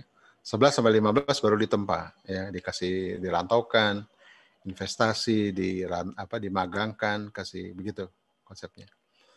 Oke, nah ini dari kitab Tuhfatul Maudud ya. Tuhfatul Maudud Imam Qayyim Jauziyah terkait dengan bakat. Jadi beliau berpesan kita jangan sampai menyanyiakan bakat anak lah. Ya, silakan nanti dibaca. Oke, berikutnya fitrah seksualitas dan cinta. Nah, gitu ya. Ini juga karena memang kenapa saya masukkan ini? Karena ini bagian dari fitrah kan, menjadi laki dan menjadi perempuan itu fitrah, sepakat nggak? Gitu ya. Sehingga nanti orang tidak mengatakan bahwa seksualitas itu bukan fitrah gitu ya, atau homo itu fitrah, jadi kebalikannya. Makanya saya masukkan. Gitu ya. Dan ini pendekatannya berbeda ya. Kalau saya ulangi lagi ya, kalau fitrah iman itu pendekatannya dengan keteladanan dan atmosfer kesalihan metodenya. Jadi kita bahas di FBE framework ya. Kalau fitrah belajar ini pendekatannya inspirasi hebat dan ide menantang gitu ya. Jadi itu untuk membangkitkan giroh belajar.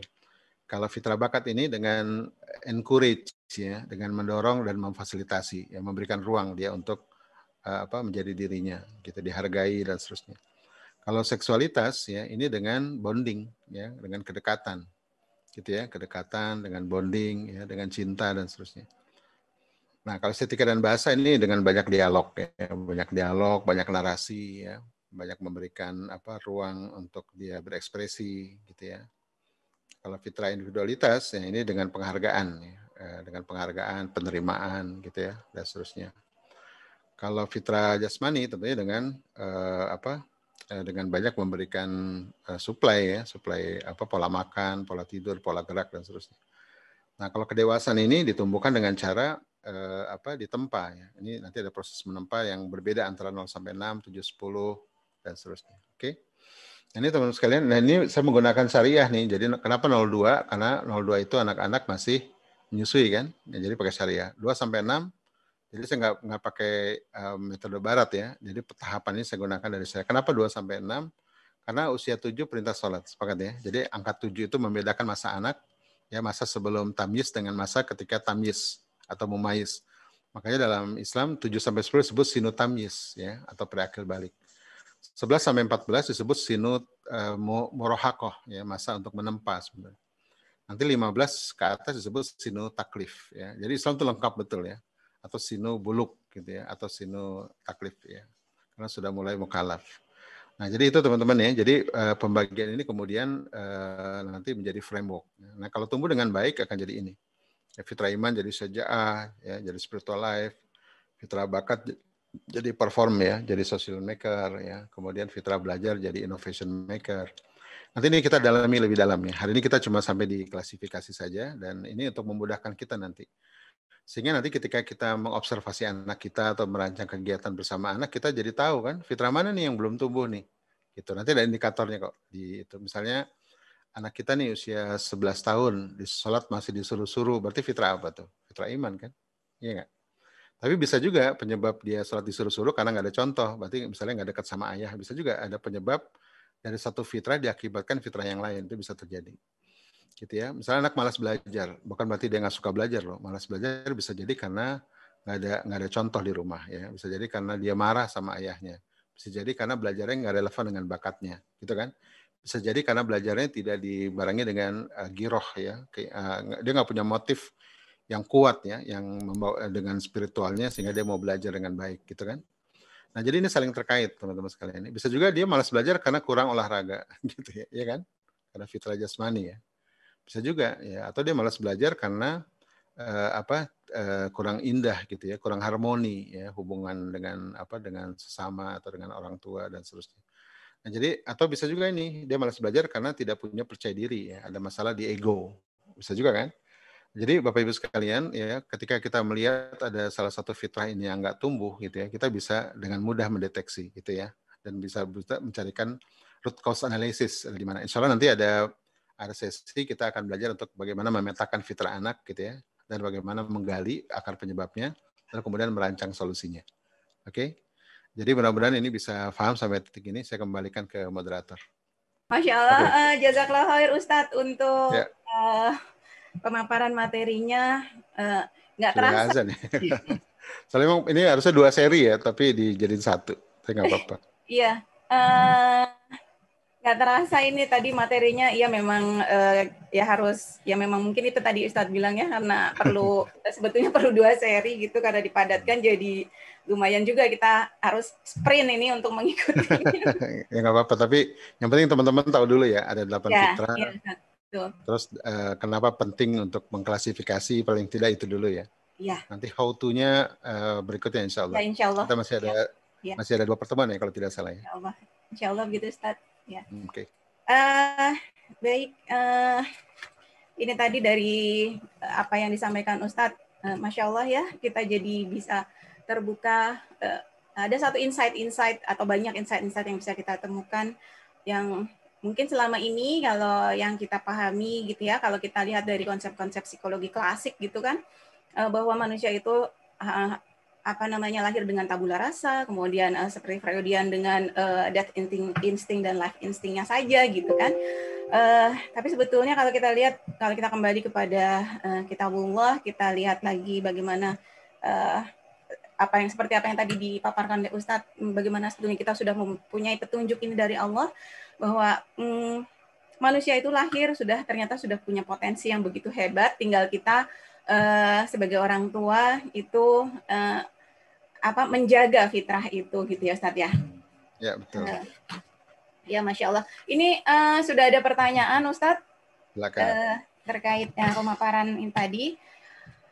Ada pertanyaan dari Uhti kita. Assalamualaikum warahmatullahi wabarakatuh Ustadz. Ini izin bertanya. Belakangan ini ada kejadian ini singkatnya ada anak yang lahir dari keluarga Islam. Jadi dididiknya juga secara Islami, bahkan anak ini jadi perempuan ini berjilbab gitu.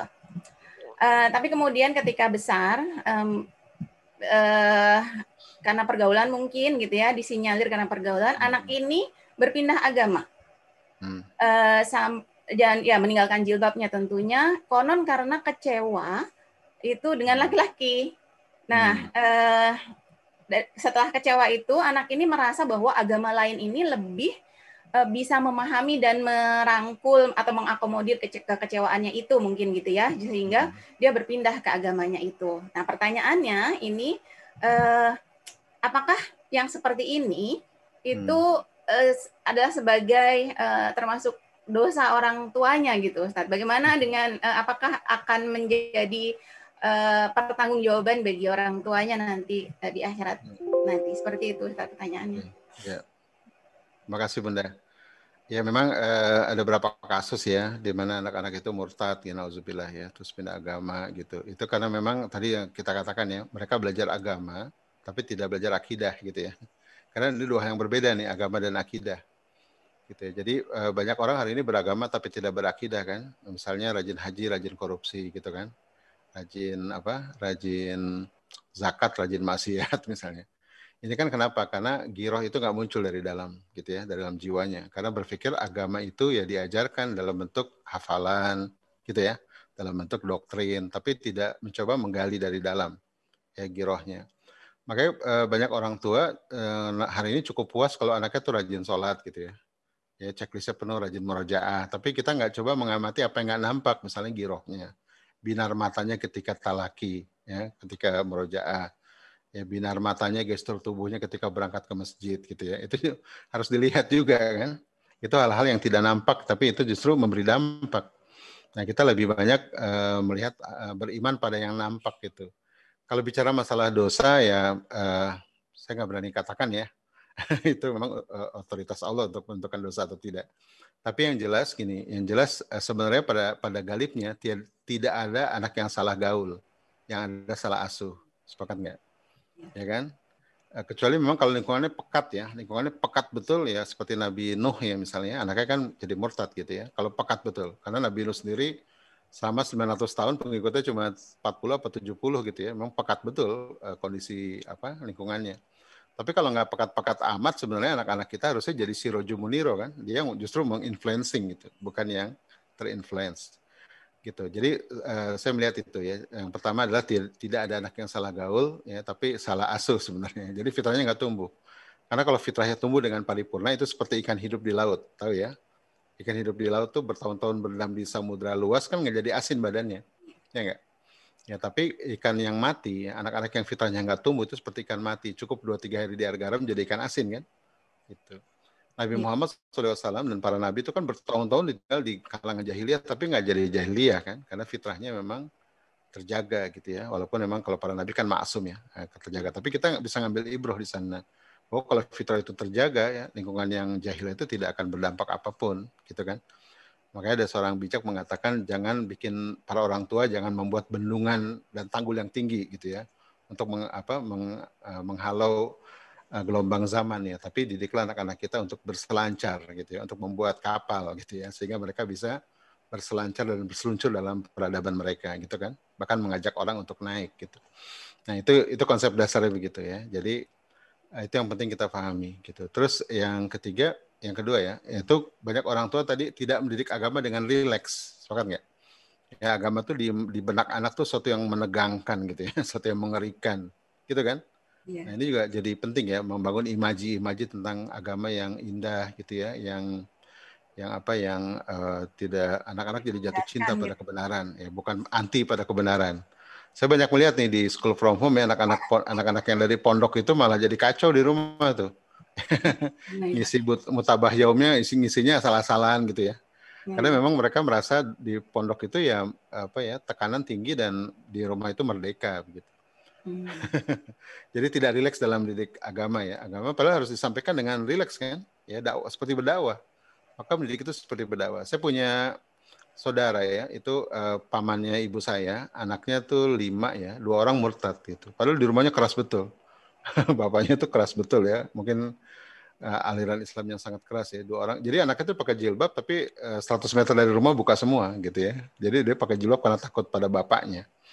Gitu. Makanya nanti yang ketiga mendidik itu harus ada tahapannya ya, teman-teman, ada tahapan 0 sampai 6 itu cinta dulu. Ya, buat anak jatuh cinta dulu pada Allah, pada Rasul, pada kebaikan. Ya, maka seperti Noman Alikan ya, Dr. Noman Alikan dan para pakar lain mengatakan di bawah 7 tahun jangan ceritakan yang serem-serem dulu tentang agama.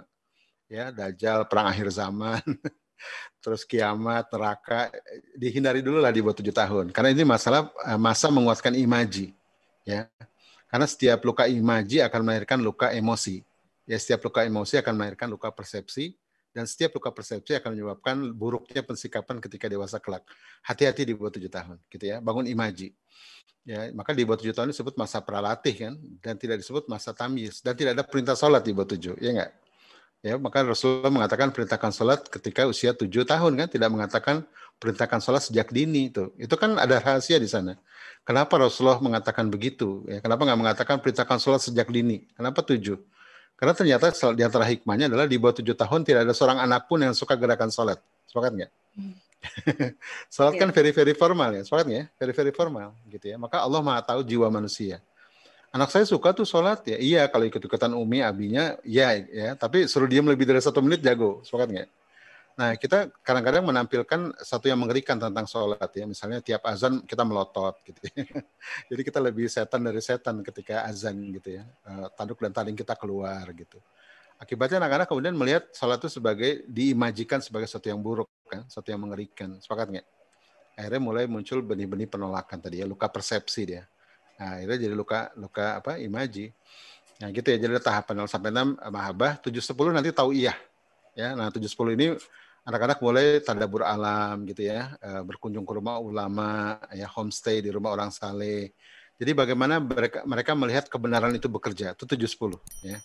Bukan lagi kalau berkisah kan di bawah 7 ya, berkisah gitu ya. Tapi kalau 7 10 ini sudah mulai melihat langsung, misalnya napak tilas sejarah Islam, Mataram Islam di Yogyakarta, berkunjung ke Museum Diponegoro bersama Ustadz Salim Filah. Wah, keren kan? Ketemu tuh semua tuh, gitu ya. Nah, kita kadang-kadang mati gaya kan, kalau belajar agama udah pasti duduk diam, gitu ya. Terus doktrin 7-10 justru belajar agama itu dia harus melihat bahwa agama itu ada di semua aspek dalam hidupnya kan, gitu ya. Nah, itu kadang-kadang guru-guru di sekolah juga bikin terpisah tuh. Misalnya teori Darwin ya. Nah, teori Darwin itu kalau menurut sains itu benar. Tapi teori Darwin menurut agama itu salah gitu. Anak kan berpikir, oh jadi sains sama agama beda ya gitu, ya kan?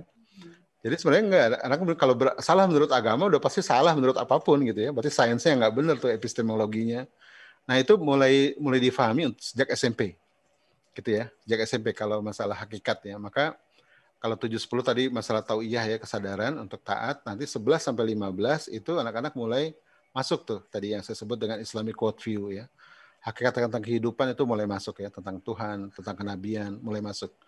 Bagaimana belajar sejarah, tapi kadang-kadang anak-anak kan belajar sejarah terus bacain ayat, oh ini pelajaran sejarah Pak, bukan pelajaran agama gitu kan, karena mereka melihat kalau sejarah tuh nggak ada ayatnya gitu. Padahal sebenarnya belajar sejarah ya belajar agama gitu ya. Nah, itu kan pengaruh dari sekularisasi dalam pendidikan. Nah, itu penting, maka usia SMP mulai dicurahkan lah ya ilmu-ilmu tentang hakikat. Itu nggak banyak kok ya, kalau kita mau bikin series untuk Islamic Worldview untuk anak SMP SMA itu cukup 12 seri kok ya. 12 seri itu sudah bisa membingkai cara pandang dia tentang dunia ya, atau Islamic Worldview ya, begitu. Tentang hakikat Allah, hakikat kenabian, kenapa sih perlu ada nabi gitu ya, hakikat tentang ilmu, hakikat tentang kebahagiaan, hakikat tentang akhirat, itu penting itu makan kucing harus masuk di usia SMP SMA. Nah sayangnya kita kosong itu ya. Kosong itu masa kecilnya penuh imaji buruk, masa SD-nya tidak punya kesadaran ya untuk patuh kecuali ketakutan dan paksaan. Begitu SMP dan SMA-nya tidak punya worldview, kebayang nggak? Nah begitu patah hati dengan pacarnya, dia pindah agama gitu, ya kan? Karena nggak kokoh fondasinya gitu ya, nggak kokoh dan nggak tahu tahapannya. Maka teman-teman nanti insya Allah kalau terus bersama ini ya kita kuliah kita, insya Allah paham nanti tahapannya dan jangan sampai lost gitu. Ya kan, jangan sampai lost. Maka tadi saya bilang nggak ada cerita anak salah gaul, yang ada salah asuh kan, karena dia nggak kokoh. Mahabbah nggak terbangun di usia dini, tauiyah atau kesadaran tidak terbangun di usia SD, gitu ya.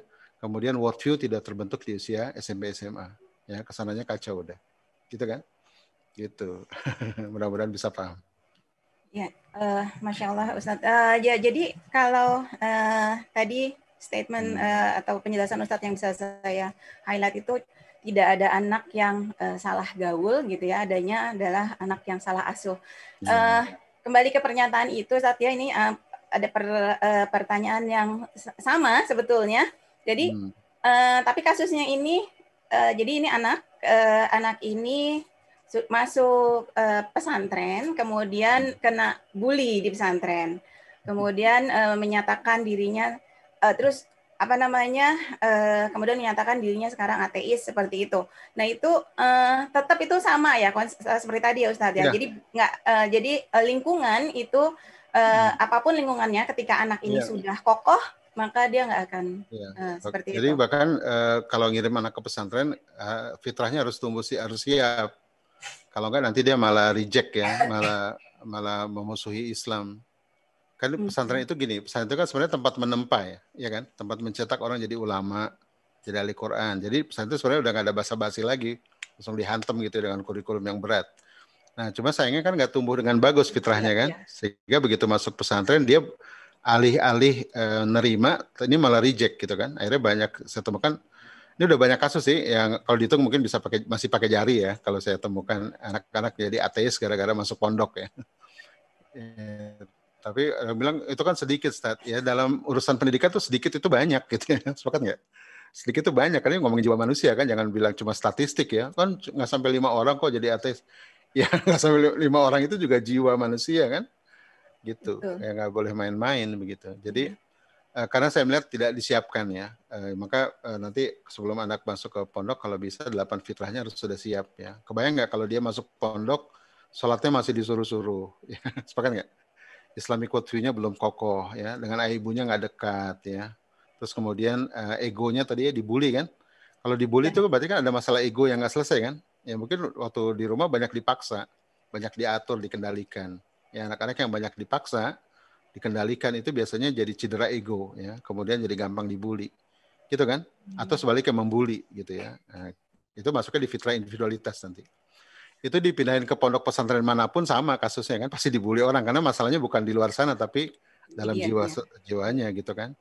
Nah jadi 8 fitrah itu kalau bisa dipetakan sebelum dikirim ke pondok, dan kita harus jujur kalau misalnya kita belum siap ya jangan gitu loh, karena nanti pertama jadi beban bagi para ustadz-ustadzah di sana, jadi cuci piring, yang kedua jadi beban bagi anaknya gitu ya, yang ketiga berisiko. Ya, berapa teman-teman anak saya tuh kena narkoba di pondok ya, bahkan yang kena LGBT di pondok. Gitu. Dan pondoknya pondok terkenal, bukan pondok ece-ece gitu ya. Pondok yang terkenal gitu. Jadi saya bukan menjelekkan pondoknya ya. Memondokkan anak itu mungkin bagian dari ikhtiar kita supaya anak-anak kita bisa mendapatkan ilmu Islam yang benar gitu ya. Tapi kalau nggak siap gimana? Ya ibaratnya kita bikin roti ya. Tapi pernah bikin roti ya? Kan ngembang dulu adonan ya. Ngembang dulu, udah ngembang di topping gitu ya, dikasih isi, baru masuk oven kan. Apa yang terjadi kalau belum ngembang masuk oven? Apa yang terjadi? Bantet. Kalau bahasa Indonesianya bantet ya. Kalau bahasa Australianya apa? Sama, bantet. Bantet kalau Australianya saya, Ustaz. Sama ya. Nah, jadi bantet itu terjadi karena nggak siap kan, nggak ngembang adonannya. Sepakat nggak? Gitu ya. Dan kita banyak menjadikan pondok itu jadi UGD atau UGD unit gawat darurat nahi mungkar ya, untuk mensterilisasi anak. Jangan gitu. Pondok itu tempat menempa anak jadi ulama kan, jadi orang saleh ya. Maka disiapkan di rumah, bukan disterilisasi di sana supaya nggak kena apa-apa. Bukan itu kan. Karena kalau sasarannya sterilisasi ya dimanapun bisa kena gitu kan. Begitu. Oke. Jadi anaknya yang disiapkan, bukan lingkungannya yang dipilihkan gitu. Oke. Lingkungan penting ya, tapi anaknya lebih penting disiapkan. Oke. Apalagi teman-teman yang di negeri ini ya, kayak di Australia begitu kan, lingkungan kan lumayan juga tuh, ya kan? Iya. Kalau fitrahnya nggak siap, kacau tuh, bisa mudah terpapar dia. Cara pandang, cara lifestyle gitu ya, dan seterusnya. Iya. Okay. Ya karena kami di sini stimulus atau kondisi lingkungannya kan lebih terbuka gitu, lebih liberal gitu, jadi sangat mudah terekspos dengan hal-hal yang seperti itu. Ya, makanya penting kan ya, kalau kekuatan jiwa itu penting untuk menghadapi zaman ya, atau lingkungan dimanapun dia berada, penting. Iya, betul sekali Ustaz. Masya Allah ya. Baik, berikutnya ada pertanyaan lagi nih Ustaz. Begini, kalau kepribadian atau karakter bawaan anak, apakah itu termasuk fitrah juga? Atau kepribadian itu adalah kombinasi dari berbagai fitrah anak ini? Oke, ya Jawabannya benar tuh. Jadi memang hasil kombinasi kan. Jadi kepribadian tuh, jadi gini, karakter itu dibentuk oleh dua hal ya. Ada namanya nature karakter, ada nurture karakter, ya kan? Jadi kalau di Islam itu ada dua tuh, ada nature karakter itu karakter yang dilahirkan, ya. Itu bawaan orok istilahnya, itu fitrah disebut ya. Tapi ada juga nurture karakter ya, itu karena value ya, karena value pengalaman hidup, ya, nilai-nilai. Nah dari nature ketemu nurture gitu ya. Kalau nature-nya bagus ya, terjaga, nurture-nya bagus ya. Tadi Islamic worldview dari Kitabullah, lingkungan bagus, ini menguat jadi adab ya, jadi adab yang sempurna lah, paripurna. Tapi kalau fitrahnya tumbuh bagus, nurture-nya kurang bagus ya, ini nanti tabrakan nih, kuat-kuatan mana gitu ya, kuat-kuatan fitrahnya atau kuat-kuatan nurture-nya gitu. Gitu. Maka dalam konsep Islam itu building karakter itu bukan konsepnya bukan dari luar ya, tapi dari dalam dan dari luar. Gitu. Tapi kalau keyakinan saya kalau nature-nya bagus ya nurture-nya itu kalaupun buruk ya dia bisa bertahan gitu. Ya kan? Maka di zaman Nabi itu ada orang-orang Hanif kan? Ya kan orang-orang Hanif di zaman Nabi ketika Nabi belum jadi nabi dia Hanif gitu ya walaupun tinggal di jahiliyah dia tetap tauhid gitu. Ada termasuk siapa pamannya Rasulullah kan? Pamannya Khadijah ya, Waraqah bin Naufal. Termasuk berapa orang-orang Hanif yang belum sempat ketemu Rasulullah lalu wafat, lalu kata Rasulullah dia fil jannah gitu. Karena cuma nggak sempat ketemu Nabi aja. Ya cuma selisih tahun gitu. Nah, jadi orang-orang terjaga fitrahnya walaupun tidak ada panduan kitabullah, paling tidak dia hanif gitu ya. Nah, orang akan dinilai dari situ nanti. Di apa penilaian Allah akan ada di situ. Nah, tapi kalau fitrahnya tumbuh ditambah dengan apa value ya atau nilai-nilai kitabullah baik ilmu, adab itu makin kuat ya, makin bagus. Gitu kan? Yeah. Gitu. Nah, jadi kalau orang barat sebutnya kepribadian ya. Yeah. Personality. Karena dia memang barat itu tadi tidak mengakui Tuhan gitu ya. Jadi dia sendiri tidak mengakui adanya nature ya. Nature itu nggak diakui adanya nurture kan. Jadi kepribadian itu dibentuk dari upaya-upaya di luar behaviorism gitu ya. Kalau di Islam enggak. Ya, ada yang sebut nature ya gitu. Oke. Mudah-mudahan bisa paham. Insya Allah cukup jelas Ustaz. Kemudian berikutnya masih ada pertanyaan lagi nih. Assalamualaikum Ustadz, ini bagaimana orang tua yang awam ini memonitor dan menjaga agar ke-8 fitrah anak tadi itu bisa seimbang dalam perkembangan anaknya. Seperti itu pertanyaannya Ustadz. Oke. Berapa kajian tentang fitrah gitu ya, itu sebenarnya di diri orang tua itu sudah ada fitrah gitu kan. Fitrah mendidik itu ada dalam diri orang tua. Jadi sebenarnya kalau kita fitrah kita baik ya, kita tanpa belajar fitrah juga otomatis kan. Karena orang tua kita zaman dulu juga kan nggak belajar konsep fitrah ya. Tapi mereka paham kan, paham betul tuh. Makanya bahkan firasat ibu zaman dulu tuh tajam kan. Kalau ibu bilang kamu jangan pergi, coba pergi deh, coba pergi celaka udah gitu ya. Tapi ibu sekarang kan intuisinya nggak tajam, firasatnya nggak tajam ya karena kebanyakan nonton film Korea atau yang lain gitu. Mohon maaf ya para ibu. Gitu kan. Nah, maka untuk menajamkan fitrah ini ya memang pertama perlu ilmu tentunya ya. Yang kedua adalah kita sendiri harus menyambut fitrah itu gitu kan. Sehingga makin lama makin tajam ya. Karena yang bisa mengamati anak kan mata ayah ibunya, sepakat nggak? Gitu ya. Dua anak yang sama-sama menghafal Quran, yang sama-sama murojaah ya. Kalau di permukaan orang lihatnya dia hafiz Quran, murojaah gitu kan. Tapi yang bisa melihat yang tidak terlihat siapa? Orang tua kan? Ya gitu kan, orang tua yang bisa melihat binar matanya, gestur tubuhnya gitu ya, tatapannya kosong apa enggak ketika melakukan murojaah gitu kan, orang tua yang bisa melihat kan. Nah itu disebut dengan intuisi ya atau basyiroh ya, mata batin itu penting. Jadi fitrah itu sendiri sudah terinstall dalam diri orang tua untuk mendidik fitrah anaknya gitu. Yang kedua memang perlu ilmu gitu ya, perlu ilmu. Nah makanya saya bantu dengan framework FBE ya biar orang tua paham nih. Kalau usia sekian indikatornya apa sih gitu ya. Usia sekian indikatornya apa sih gitu. Kalau usia dini itu indikatornya sederhana kok. Yang penting dia antusias untuk semua kebaikan itu. Kalau usia dini ya. Dia antusias untuk sholat, antusias untuk ikut, walaupun nggak sempurna ya. Yang penting antusias. Kalau usia SD itu indikatornya antusias sama konsisten. Itu terjadi di usia 10. Kalau masih 9, 8 masih belum konsisten nggak apa-apa, yang penting antusias. Gitu ya. Nanti tapi 10 tahun harus antusias konsisten. Kalau 11 sampai 15 itu sudah masuk ke antusias, konsisten, dan contribution. Ya sudah mulai terlibat dakwah, terlibat dalam kalau umagi nih, umagi mungkin bikin bikin semacam unit ya untuk para pemuda ya. Udah bisa dilibatkan tuh anak-anak yang umur 11 ke atas ya. Misalnya gitu ya. Kalau Umbagi punya unit bisnis atau apa udah bisa dilibatkan tuh anak-anak 11 ke atas. Nah, ini jadi udah mulai dilibatkan ya. Jadi indikatornya antusias, konsisten sama contribution untuk semua fitrah ya.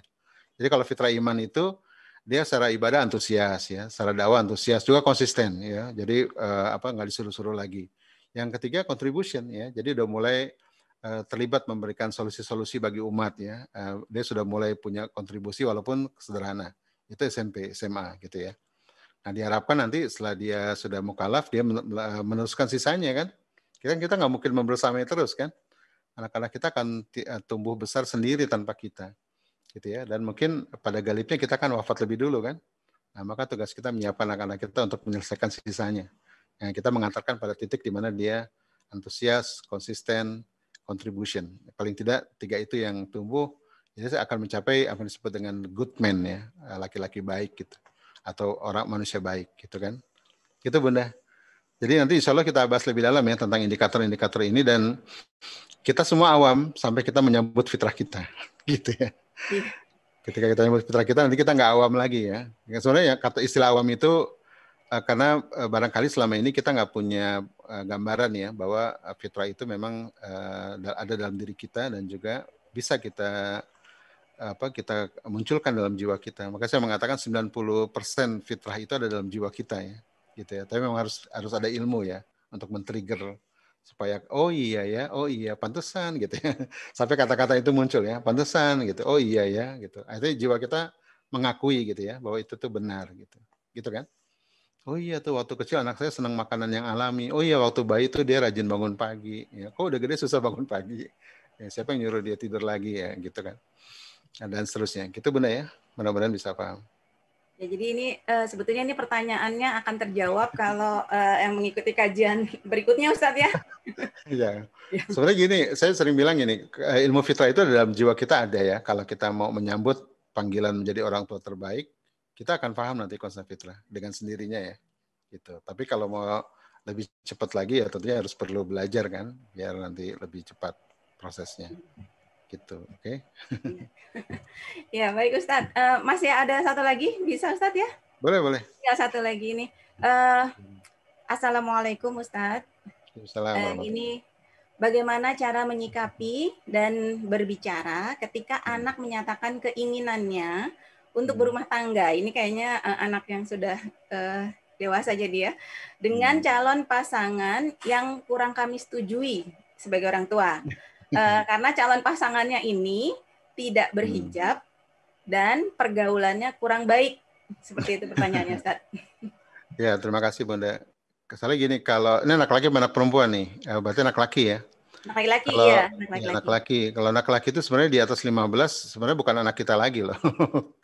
Kan dia ngambil keputusan sendiri gitu kan, agak berat memang ya. Kalau kita larang, kalau sudah cinta sudah melekat, susah nih. Kalau kita larang bisa jadi main belakang kan ya, gitu kan? Bisa jadi main belakang. Gitu. Paling mungkin ya menurut saya paling mungkin adalah kita menyetujui tapi dengan syarat-syarat misalnya ya. Artinya misalnya kasih waktu 3 bulan untuk mengaji dulu atau apa barangkali begitu ya. Karena kalau dilarang itu pasti jadi efeknya jadi nggak bagus ya, bisa jadi negatif kan. Dia bisa main belakang atau nauzubillah bisa berzina juga kan akhirnya gitu ya, karena merasa dilarang akhirnya merasa legal untuk melakukan itu ya. Kita kan dilarang nih ya, kamu hamil duluan aja deh gitu ya. Nauzubillah gitu. Jadi saran saya kalau cinta sudah melekat tuh susah dilarang ya, dicegah. Gitu ya. Artinya kita harus realistis menerima bahwa kita ada di fase itu ya. Kita nggak mungkin lari ke belakang gitu. Ya berarti ketika dia memilih pasangan yang nggak berhijab kan ada masalah juga di kepala anak kita kan tentang pilihan-pilihan hidupnya kan. Itu kan setiap pilihan itu kan berangkat dari cara pandang, sepakat nggak? Dan cara pandang itu berangkat dari worldview tadi ya, worldview dari fitrahnya gitu kan. Karena kalau fitrah yang baik itu kan orang lebih senang memilih yang ada bungkusnya kan, sepakat nggak? Gitu kan? Orang kalau fitrahnya baik memilih perempuan pasti yang ada bungkusnya kan, atau milih makanan aja deh, makanan yang nggak ada bungkus dengan ada bungkus, orang lebih senang pilih yang ada bungkus kan, lebih higienis, lebih rapi, termasuk milih istri. Nah ini berarti kan ada problem di cara pandang kan. Nah itu kalau kita mundur ke belakang ya harus perbaiki dulu cara pandang. Tapi kalau nggak ada waktu lagi gitu ya, ya berarti kita nggak ada cara lain kecuali kita mungkin menyetujui tapi dengan syarat-syarat kalau menurut saya. Syarat-syarat misalnya untuk belajar agama gitu ya, 3 bulan lagi gitu ya. Tapi jadi kita tidak menolak tapi juga tidak membiarkan gitu ya. Tidak menolak tapi tidak membiarkan, tapi memberikan syarat sebagai langkah terakhir nih. Karena kalau dia sudah menikah kan, atau bahkan kalau laki-laki itu begitu dia usia 15 ke atas sebenarnya dia sudah mandiri kan. Sudah setara gitu. Kita sudah tidak lagi menanggung dosanya dan seterusnya gitu. Yang ada adalah menanggung beban gitu ya, beban perasaan. Makanya teman-teman yang anak-anak masih kecil jangan sampai loss lah ya. Ketika kita udah hilang kendali kan sulit. Nah, jadi saran saya sih mungkin dipertimbangkan untuk menyetujui tapi dengan syarat-syarat gitu ya. Syarat-syarat maka belajar agama. Mungkin barangkali pilihan anak kita itu suatu ketika jadi wanita baik barangkali ya. Nah, coba gunakan tadi Basyiroh ya. Ada memang ada gadis-gadis tertentu yang masa mudanya agak nakal gitu ya, nggak pakai kerudung. Tapi kemudian malah jadi pembela Islam barangkali ya. Kita kan nggak pernah tahu kan. Iya. Didoakan. Gunakan mata deh. Ya ini memang anak ini nggak pakai kerudung ya, tapi saya lihat misalnya matanya bagus gitu ya, cara pandangnya bagus, terus dewasa. Ini juga jadi pertimbangan. Ya, termasuk yang misalnya pakai jilbab sekalipun ya, kalau kita lihat nih kayak matanya nakal nih gitu soalnya. Kelihatannya nggak fokus nih anaknya nih. Itu juga kan itu Basyiroh kan, mata batin kan. Nah, coba gunakanlah mata batin gitu ya. Jangan mata penjajah ya, mata fitrah. Gunakan mata fitrah, nanti kita bisa melihat apa yang nggak orang lihat gitu. Atau kita minta sama Tuhan ya. Ya Allah, kalau dia memang baik untuk anakku ya, tunjukilah ya Allah gitu ya. Kalau dia memang buruk untuk anakku, tunjukilah ya Allah gitu misalnya. Jadi tetap aja kan tadi 3 hal kan ya. Pertama orientasi ke Allah gitu ya. Yang kedua adalah gunakan kacamata fitrah gitu. Yang ketiga apa?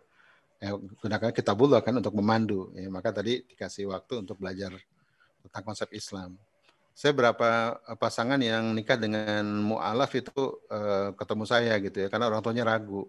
Ada muslimah nikah sama Chinese ya. Jadi baru masuk Islam lalu pengen nikah terus udah jatuh cinta begitu. Saya interview si cowoknya ini masih makan babi gitu.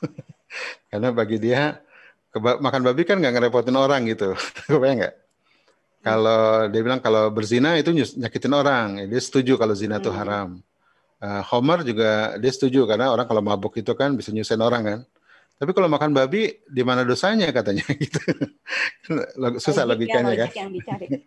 Iya, sementara si anak gadisnya sudah kebelet gitu ya, umurnya sudah 30, udah pengen buru-buru nikah. Kan kita sulit ya pada posisi itu kan. Nah, maka saya bilang saya coaching dulu deh 1 bulan saya bilang. Gitu ya, saya coaching dulu 1 bulan si cowoknya atau 2 bulan nanti baru boleh nikah saya bilang gitu. Jadi selama saya coaching itu ya saya tempal lah gitu ya. Tapi ini cara-cara minimal yang bisa kita lakukan ya. Kalau sudah saling jatuh cinta kan sulit dipisah gitu ya.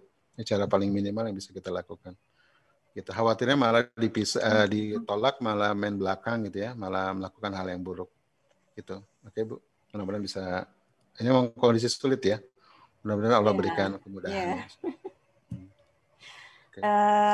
Jadi lumayan berat ini kalau orang tua menghadapi seperti ini ya Ustadz ya. Iya.